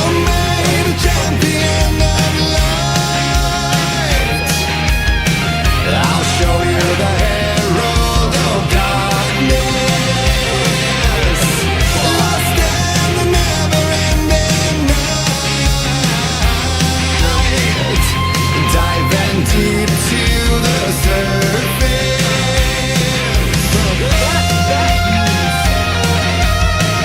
I feel like maybe we should close out with a little bit of AC Shadows and some final thoughts. Absolutely. Also, I just want to point out that it's kind of hilarious. Quick shout out to Harith Edits. Harith again is showing up in the chat. Also just subbed to the Twitch. Always appreciate you. Love having you around. Go follow Harith if you're not everywhere. But I also just want to point out that you obviously can't hear the stream because I forget that I have all these like long songs that play whenever people like follow or sub. So Harith subbed in the middle of you talking just then, and Alan Wake 2's Herald of Darkness was just playing while you were talking. You Love should it. probably listen to the Alan Wake 2 soundtrack more than you should listen to me. If you have not listened to the Alan Wake 2 soundtrack, or specifically Rebirth, the double album by the Old Gods of Asgard featuring music from Alan Wake 1, Control, and Alan Wake 2, you're doing something wrong with your life. I need to actually go through Alan Wake 2 because I adore the first game. Like, I love the original Alan Wake. You need to play Alan Wake 2. I'm sorry, I will always pitch Alan Wake 2. It's my favorite game of all time. And as someone who loves horror games in general, and after playing all these modern Resident Evil games, I'm telling you, you'll love it. Like, I know I will. 100%. There's no way. There's nothing like, from everyone I've talked to, from watching you play it, from talking to all my friends, it's just one of those things I haven't gotten around to it type deal. Because I remember when Alan Wake 1 was announced, and I was like, it looks amazing. This is Twin Peaks, the game. Like, all sorts of crazy stuff, like the lighting engine they were using, and I was like, oh my god, I can't wait for this game. It came out, did not disappoint. Love the original Alan Wake. I need to play Alan Wake 2. But that being said, back to Ubisoft. I have not played AC Shadows. I've been watching you play it on your streams. I've been watching a couple other content creators either play about it or talk about it. I have it installed. Not to retread the ground that every content creator under the moon has covered about Yasuke and his involvement in Assassin's Creed, with its historical accuracy / inaccuracy. Ubisoft has, or reporters have said that AC Shadows needs to succeed, or else Ubisoft could be in trouble. But I'm more interested, like you said, you liked it. So I want to hear you kind of elaborate more on someone who has played something like Ghost of Tsushima.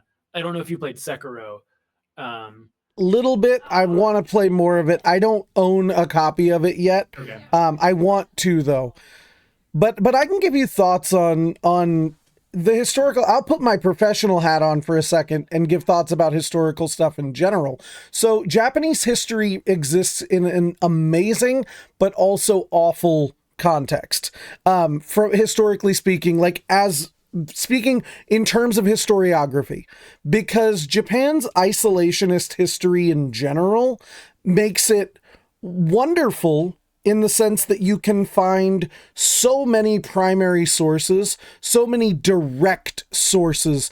It has such a long period of history that is not tainted from outside sources. However, the other end of that coin is that it is also very difficult to find some primary sources because it is,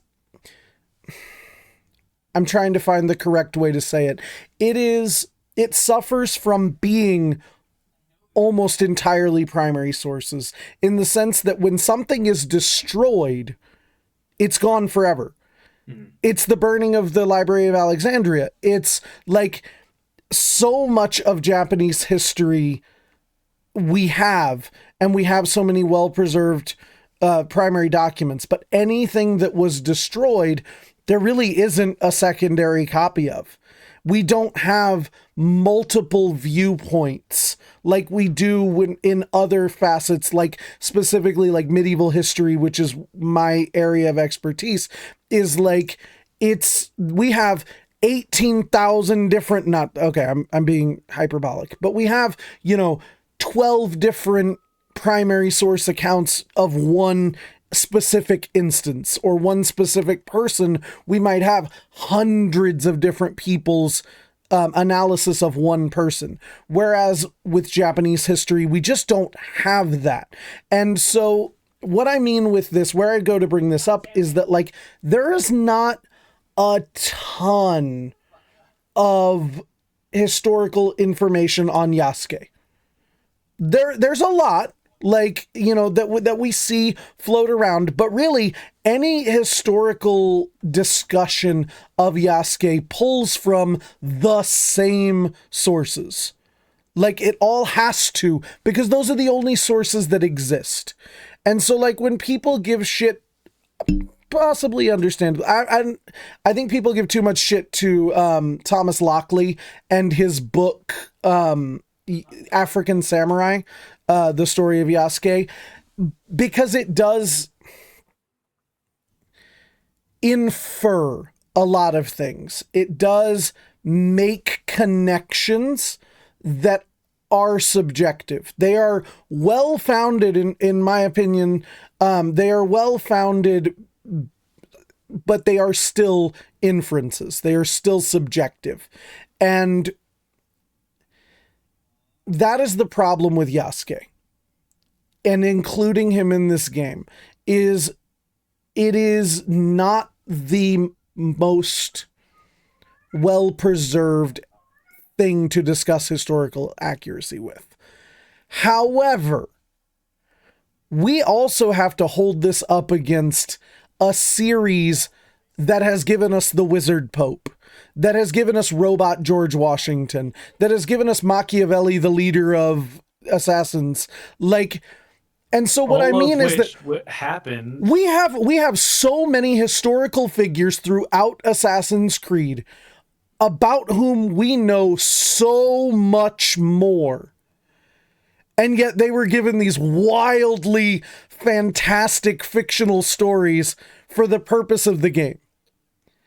And with Yasuke, we are drawing from a lot of what we actually know about Yasuke and giving us, you know, a fictionalized version of it, just like we did with anybody else. So my thing is, when it comes to the historical inaccuracy discussion, you're just like, why are we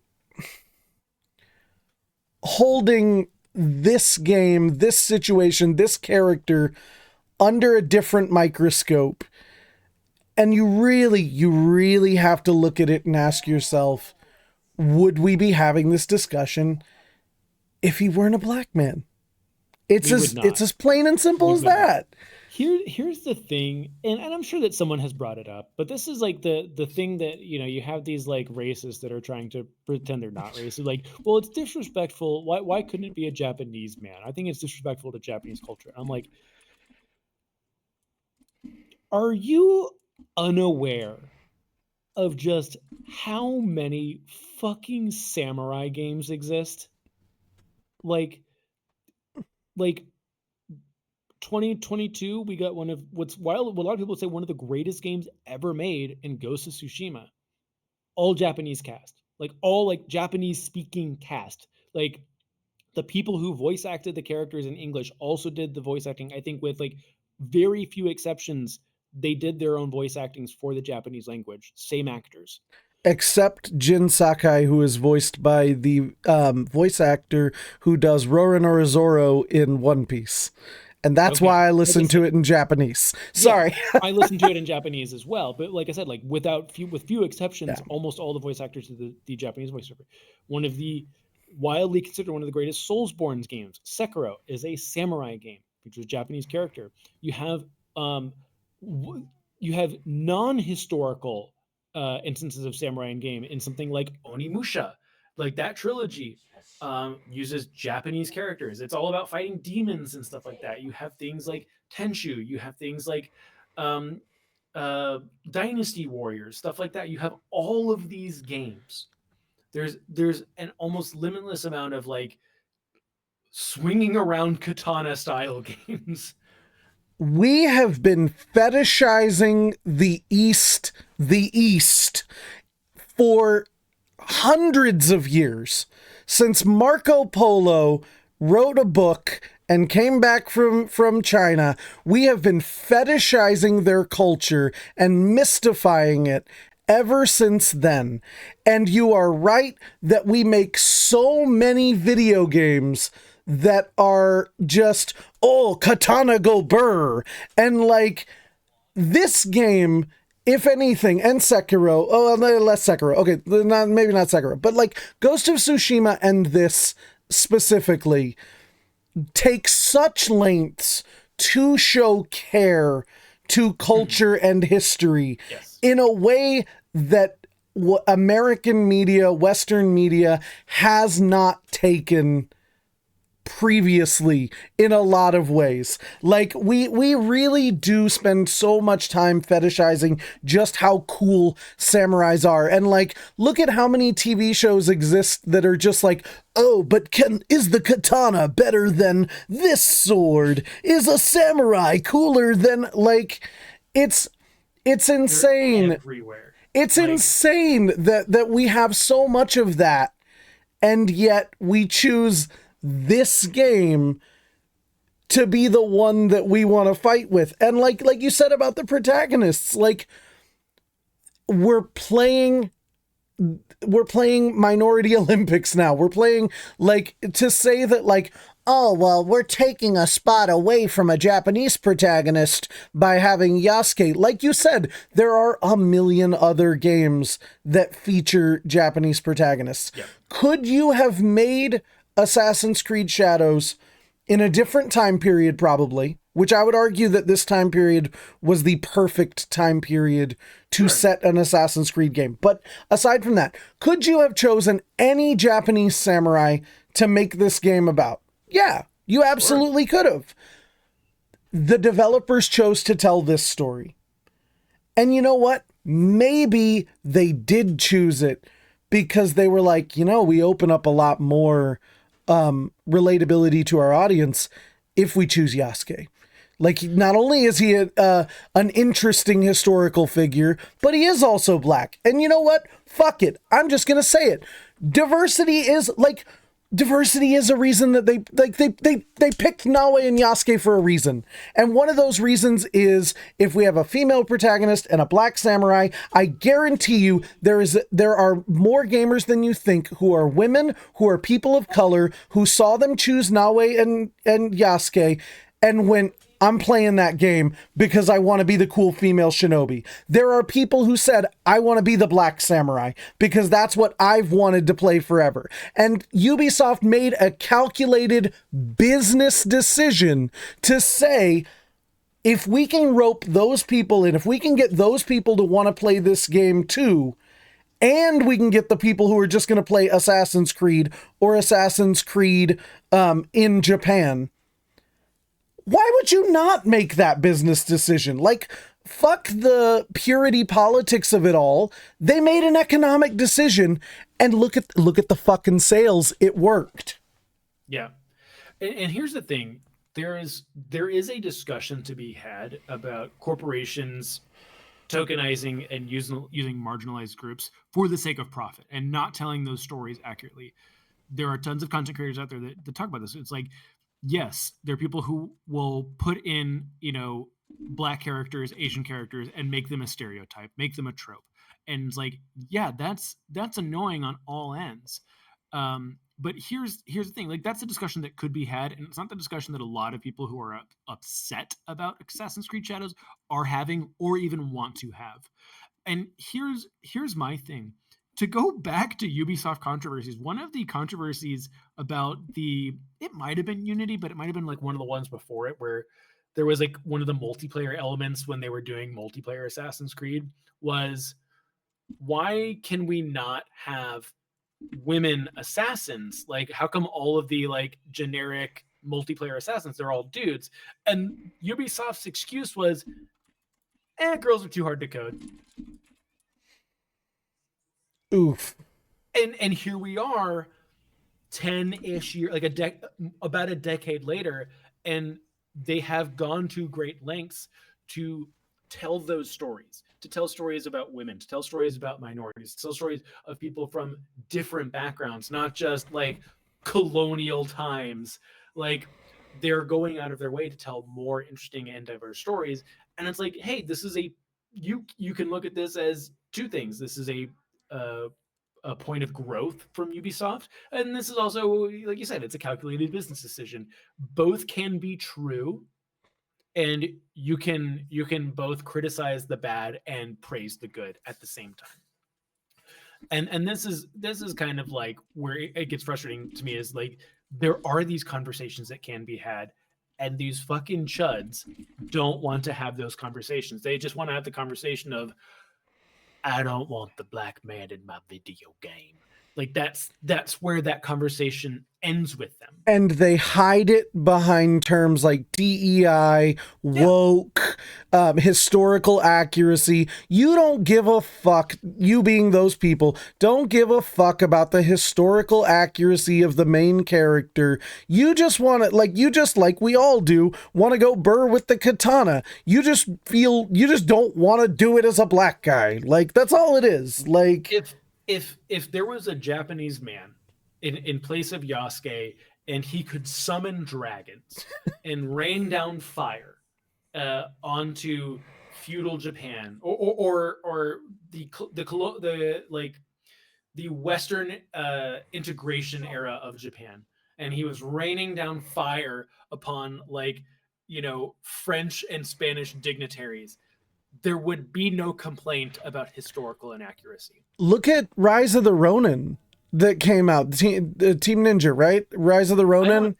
Like, Dark Choco has been trying to get me to play that recently. but my Apparently thing it's is, really good. it's a fine game. I didn't love it. What I played of it, I did not. I DNF'd it for sure. But I've never heard a single complaint about the historical accuracy of that game. And I'm not saying whether or not I don't remember it well enough. I didn't pay attention well enough. I didn't enjoy it well enough. Just the gameplay to really delve far enough into it. But I'm certain that there's historical issues with that game. Like there always are. We have to take liberties in storytelling. And no one is bitching about the historical accuracy of that game because it has a Japanese protagonist and all. Then it doesn't fit their grift. Yeah, that's all it kind of boils down to. And like, there's so many content creators that are on the internet that like actively try and combat that discourse and dialogue, which I think is great. But yeah, it's frustrating because, I mean, I'm sure that there are things to kind of like the same thing with Outlaws. There are things to complain and criticize about that game. I'm sure. Sure, when I play it, like the things that I've seen when we talked about it, like when you were streaming, is like some people are saying like it does fall into some of those Ubisoft open world tropes that some people are tired of. I'm like, hey, that's a talking point. I would love to hear people talking about that, and it's just that's not even an option right now, unfortunately. Yeah. I'm typing this out, but I'm gonna say it too. The part we have to combat isn't even the grifters saying all of this. It's the fact that Asmongold has as many followers as he does. Yeah. It's about the fact that those people, like, yeah, Star Wars Theory might come out and say, bricks and screws in Star Wars, bad, and he's probably just grifting, he's just saying that to get rage bait content. But how many people engage with that content? And how many of those people get nothing out of the grift? Those people are just bigots. And the scariest part of this whole conversation is that those are the problem. It's not the grifters. It's the people existing in the echo chamber that those grifters have created. And the reason that we make spaces like this, podcasts like this, channels like this, us and our friends, is because we need to have spaces that those people can learn in. We need to have spaces that we can exist in and prove that that's not the only space that exists. But yeah, the culture that they created has grown exponentially beyond just them, and it's kind of terrifying. Yeah. To be fair, to maybe like have a little flower bloom out of that, is I see it seems like more and more and more whenever I make content about kind of like that grifter verse, if you will, is I get comments and I get stitches on my content on TikTok where people like, oh, I used to follow that stuff. Mm-hmm. Like one of the most common sentiments, and it's said in so many different ways, was like, I got tired of hating everything. It wasn't even so much about like the woke DEI. It wasn't so much about like Mary Sue's and Black Samurais. It was just like, I couldn't watch a movie, a TV show, listen to an album, play a video game, and not have like this like hyper analytical, hypercritical looking for like just looking for problems, and it was ruining my life. And like it to me, I love those comments. I love hearing from those people, and I think those are the people that are like so important to communities like this, and like that like we do extend and offer a welcoming experience. If it's just like, yo, dude, if you don't like Assassin's Creed Shadows, I'm not here to tell you you're wrong. I'm here to ask you why, and I want to hear it.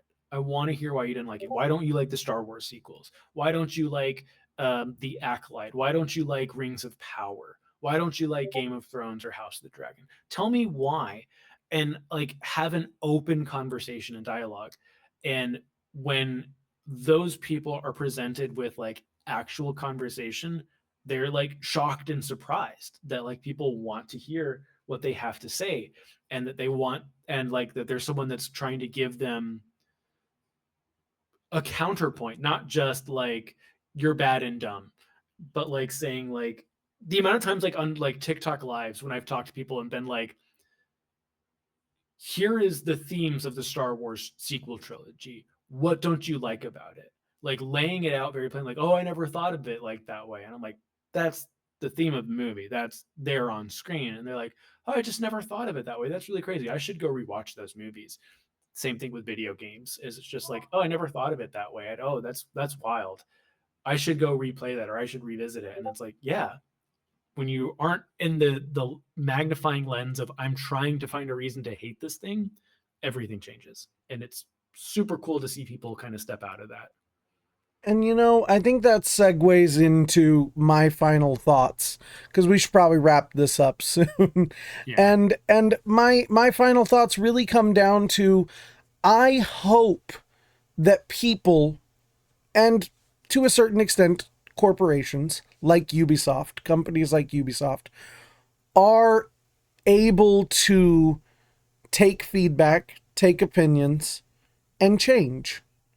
And I will say that given the evidence that I have in front of me, I think Ubisoft has done a really good job of, they make bad decisions, they make cash grab decisions, Yeah. as they should in the capitalist economy. You have to make bad decisions, you have to take those swings. But look at the track record that they have of building, or of building upon what they've made, taking feedback and improving and changing. In the same way that we want these people who have these bigoted opinions, who listen to these bigoted grifters, we want them to eventually like listen and maybe come around to see you can still not like the game. I don't give a shit if you liked Assassin's Creed Shadows or not. I just want to make sure that you're doing, it's the same we've been saying about for Star Wars for years, I don't care. I don't like The Rise of Skywalker, but I don't like it because the girl did the thing. You know what I mean? I dislike it for other reasons we can talk about some other time. And my thing is, while I think that we punish corporations when they make bad decisions by going for their wallet, we do, we don't buy that DLC. We don't buy those extra skins. We don't buy the NFTs, that they try to put in their game. We don't do that. And they learned very quickly, oh, fuck, maybe we don't do that, Yeah. But what I don't want to see Ubisoft go bankrupt. No. I don't want to see them stop creating. And part of that is because I have loved so much of what they've put out in the past. It's been really central to a lot of things in my life. I've really loved the Assassin's Creed franchise, but I want to see them learn, and I want to see them evolve and do better.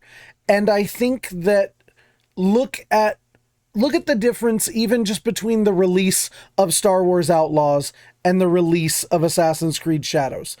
Everything, we talk so much more about the release of Outlaws because it had all these flaws to it. Yeah.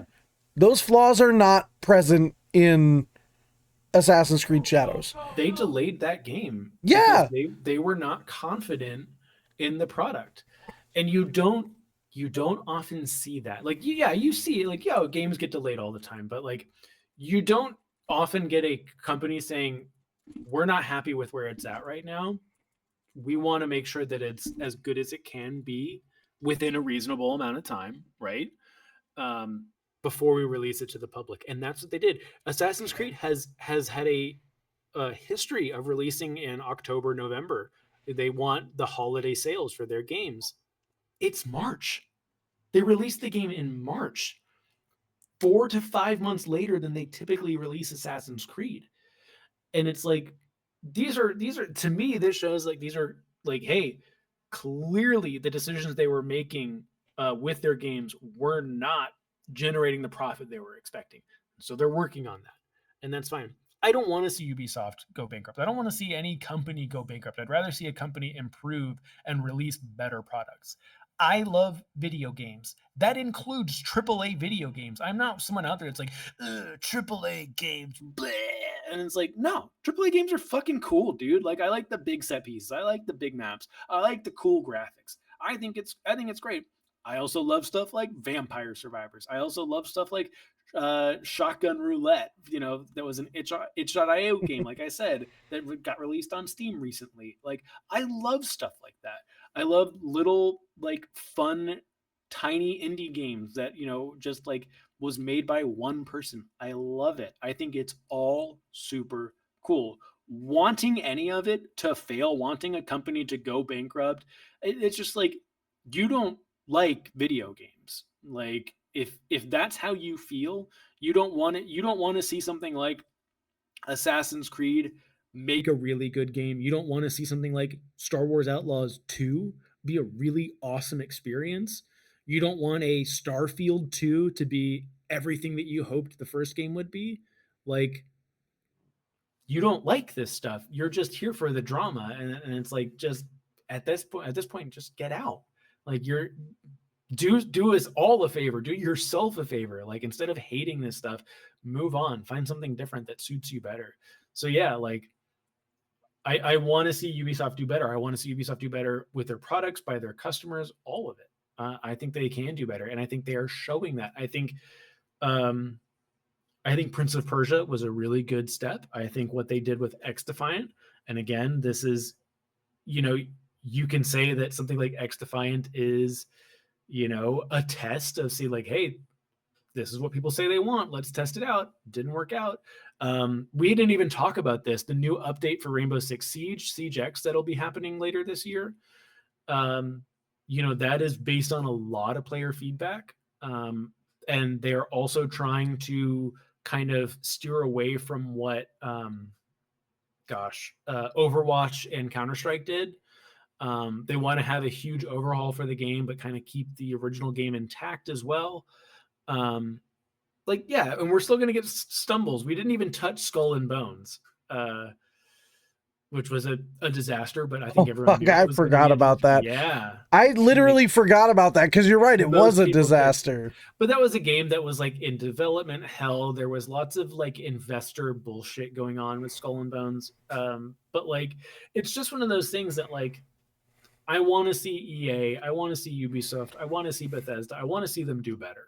I want to see them take what they've learned. And it's like, CD Projekt Red was like the industry darling, and then they released Cyberpunk, and they took a hit. And then they, as much as I personally dislike Cyberpunk as a video game at its core, what they did and the effort they put into it is really cool to see. What Hello Games did with No Man's Sky. As someone who played No Man's Sky at launch, I like No Man's Sky at launch, but what they've done with it over the years for fucking free, incredible. And I like seeing this. I don't look at like botched launches as like the worst thing ever, especially in the digital era. And I don't want developers to rely on that. I don't want publishers to rely, oh, just fix it later. Like, I want people to do what they did with Star Wars Outlaws, where they mostly take player feedback and enhance the experience. And that's what I want to see more of. I like that stuff. And it's a more positive outlook, more, you know, optimistic outlook. But I will never understand the I'm going to call it the Gen Z phenomenon. I mean, more not the people of Gen Z, but like the timeline of this cancel culture in general. Like the refusal to give people an opportunity to repent, if you will, or to show that they are capable of change. This idea that like a company or a person makes even a small misstep and we're just done with them. Like, bring in the next person, bring in the next company. Like, it's executing the gesture because they didn't make you laugh. Yeah. It's exactly what it is. It's just like, when you look at something like Battlefront 2 with EA, and like the mess of a launch that was, and how quickly they fixed everything, and the amount of content they added to that game, again, for free, does not get talked about. what gets talked about is how they pulled the plug on it, they stopped supporting it, and it's like they added so much to that. Like, if you could go back in time and play the original launch Battlefront 2 and then you play what is available now, it's insanely different. It's a whole different game. And that doesn't get talked about. And that's the frustrating things. Like all the stuff we talked about earlier in the episode of like all the goodwill that Ubisoft has done does not get talked about. The good things that EA has done and Bethesda and all these companies have done. Not saying that like wipes their slates clean for all the dumb stuff they did, but like you do have to give credit where credit's due at some point. And it's like it doesn't happen. And if we'd have destroyed Ubisoft after Star Wars Outlaws because people didn't like it, we never would have gotten Assassin's Creed Shadows. Yeah. If we, like, and that's just how you look at it, is like, I just don't want to throw the baby out with the bathwater when that baby might grow up to be something amazing or do something amazing down the line. Yeah, 100%. It's just one of those things. Like they have the resources, they have the ability to make good games. They have shown us that time and time again. They have shown us the ability to make mediocre games. I have the strong opinion that like I don't think there's been a truly. That's not true. The likelihood of a AAA game being truly bad is very small these days. You may not like it. It may not be the greatest thing ever. It may be kind of mediocre. I think like Star Wars Outlaws is a really good example of a game that like, if I take my step back of like, oh, I love the idea I'm walking around the Mos Eisley Cantina so much. Like it's a fine game. Even with the updates, I still think it's a fine game. I think there's so many things that could make that game better. Anyone saying that game is bad has not played a bad game in their life. Like you get something like Redfall once every few years now, where it used to be like going back to like. But again, that's not a bad game. Like if we are asking the question of what makes a game bad, even that's not like a bad game. Like people today don't understand what a bad game is. Right. Like gamers today don't understand. Yeah. Like NES has like bad non-functional games. Like I distinctly remember like even being a kid, like almost in middle school, like N64 days. I got my dad rented Lode Runner 64, which was like one of those gritty, like, do you remember like all those like gritty remakes of arcade classics like Space Invaders and stuff like that? This was like a remake of Lode Runner. I was like 10 playing this game. I'm like, this sucks. Like, this is a bad game. It doesn't work super well. It was ugly for an N64 game. Like, it was a bad video game through and through. And like I remember like, and that was the thing, is like you would sometimes, that was the nice thing about Blockbuster, is like sometimes you only paid $5 to have a bad experience instead of paying like the 80 or 90 for some of those games back in the day. And like, man, there were some bad games. Like PS2 was especially egregious with bad video games. The Wii, oh my god, the shovelware on Wii. Like, that's what shovelware doesn't really exist anymore. Mm-mm. But even Dark Xerxes says Devil May Cry 2 is a bad game. But again, it's functional. You can play that game. It's bad in comparison to 1 and 3. Yeah, but like people don't understand like utterly unplayable games, and not because of like an unbreakable, like a broken bug or something, but like we're talking games that would have mechanics that just made the game unplayable or made the game nearly unplayable. Like grinding for magic in Final Fantasy VIII. Fuck Final Fantasy VIII. No, fuck your triple triad. Fuck it all. No, you're right. Like the and maybe this is like a good thing. Like the bar is so much higher these days. Mm-hmm. Like it is like newsworthy when like Kong Skull Island or like Lord of the Rings Gollum comes out, where it's just like, oh, these are like not well made games. Like these are just like janky. They don't play well. They're buggy. Like stuff is just popping in and breaking constantly. Like it's newsworthy when we get games like that. Versus like it's just another PS2 game. It's just another Wii game. It's just another N64 like piece of trash game.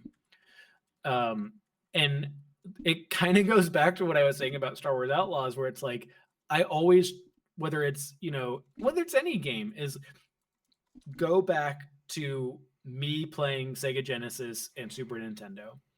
How would I feel about playing this game then?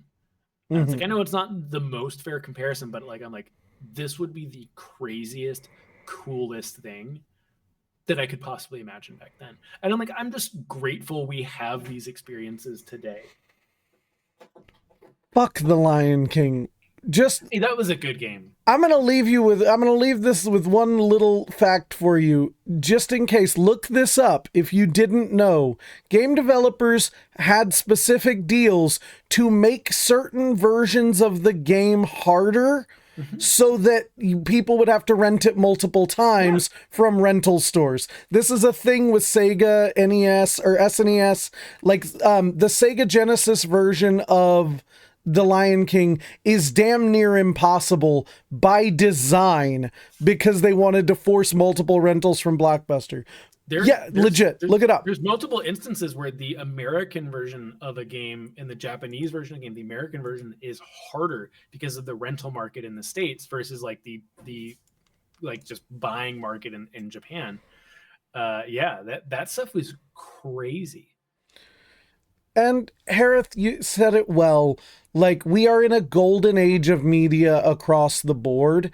And I mean, I would also love to hear perhaps the point of view of someone younger than us, who like someone like Darth Xerxes, where it's like, because we remember, like, for example, he was like, oh, well, when I got to the end of, he said Devil May Cry 2 is unplayable for him, and then said, when I reached the end of the game, I'm like, oh, child, bless your heart. If you reached the end of the game, it wasn't unplayable.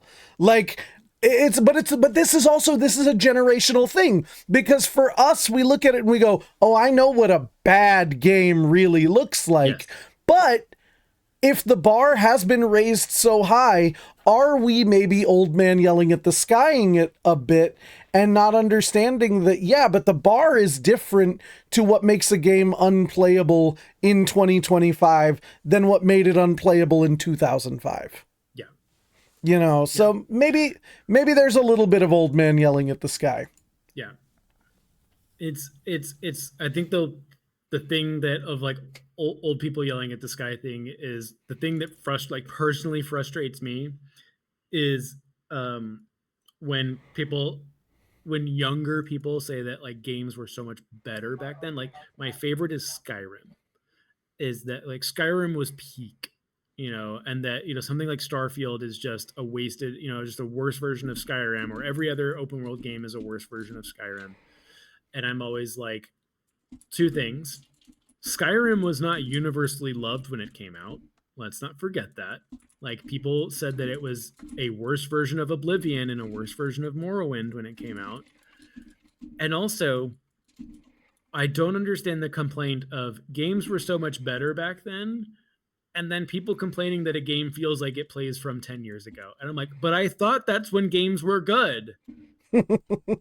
What do you want? So it's just one of those things that I think that maybe to finally close it out, I do think the lack of media literacy and critical thinking and attention spans has really affected how people convey their thoughts and opinions on media. And while they may have like valid grievances, they don't know how to convey those properly in a way that is understandable. It's just mid, bad, trash, you know, all of these like very generic statements. And when you ask someone to elaborate further, they can't. And that's frustrating. And I can only imagine that a company like Ubisoft, what we've been talking about all night, has to like be like, these fucking kids. Like, we give them what they want time and time again, and they still don't like it. You look at something like I said, like X Defined. This is what you said you wanted, and you didn't play it. Mm-hmm. What you want. And a lot of people just cannot convey what they want in a reasonable capacity. So we have to work on that, like, as a society. And Assassin's Creed Shadows, for me, gives me what I want. Star Wars Outlaws gave me what I want. Yeah. Like, I want to be immersed in the world that I'm being given, whether that's feudal Japan or Star Wars. I want to be able to immerse myself in that world. I want to have fun with the gameplay. Like, even though I'm not the biggest stealth person, like, I want to be able to run and gun a little bit with stormtroopers. I want to be able to sneak around as an assassin shinobi. I want to be able to chuck people across the map with Yasuke. Like, it gave me what I wanted. It was fun. For me, it was worth it. Your mileage may vary, but at the end of the day, like you said, did they give you what you wanted? And if you enjoy it, then just fucking enjoy it. And stop looking to other people to tell you whether or not you enjoy it. Yeah. 100% agree. All right. Well, I feel like that is a great way for us to go ahead and end this discussion on a lot of things, but mainly Ubisoft. Yeah. Mostly Ubisoft.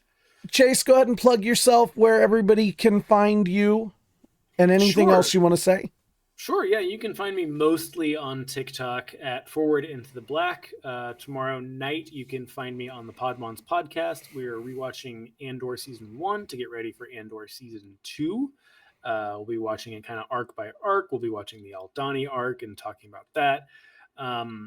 But yeah, I also have a Twitch and a YouTube and a Blue Sky, all at Forward Into the Black. But like I said, mostly on TikTok. And of course, that sounds like it's going to be a can't miss episode of Pod Ones. Absolutely. I do also, just to plug myself, you guys are here, but YouTube and Twitch, it is The Dork Place. And then I am Dork Knight 619 on TikTok, on Blue Sky, and pretty much everywhere else that you guys want to find me. I appreciate you, Chase, so much for being my co-host on this journey, for being the people I like. Eventually we'll add more people that we like, talk to some more people about shit that we love.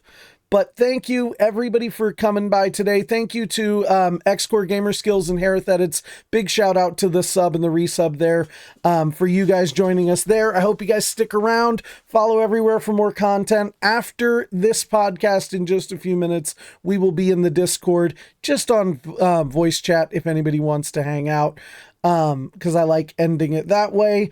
But until next time, we'll see you guys later. Take care of yourselves, and we'll see you next week, barring any weird acts of God. Again, hopefully we both have power. Watching for lightning.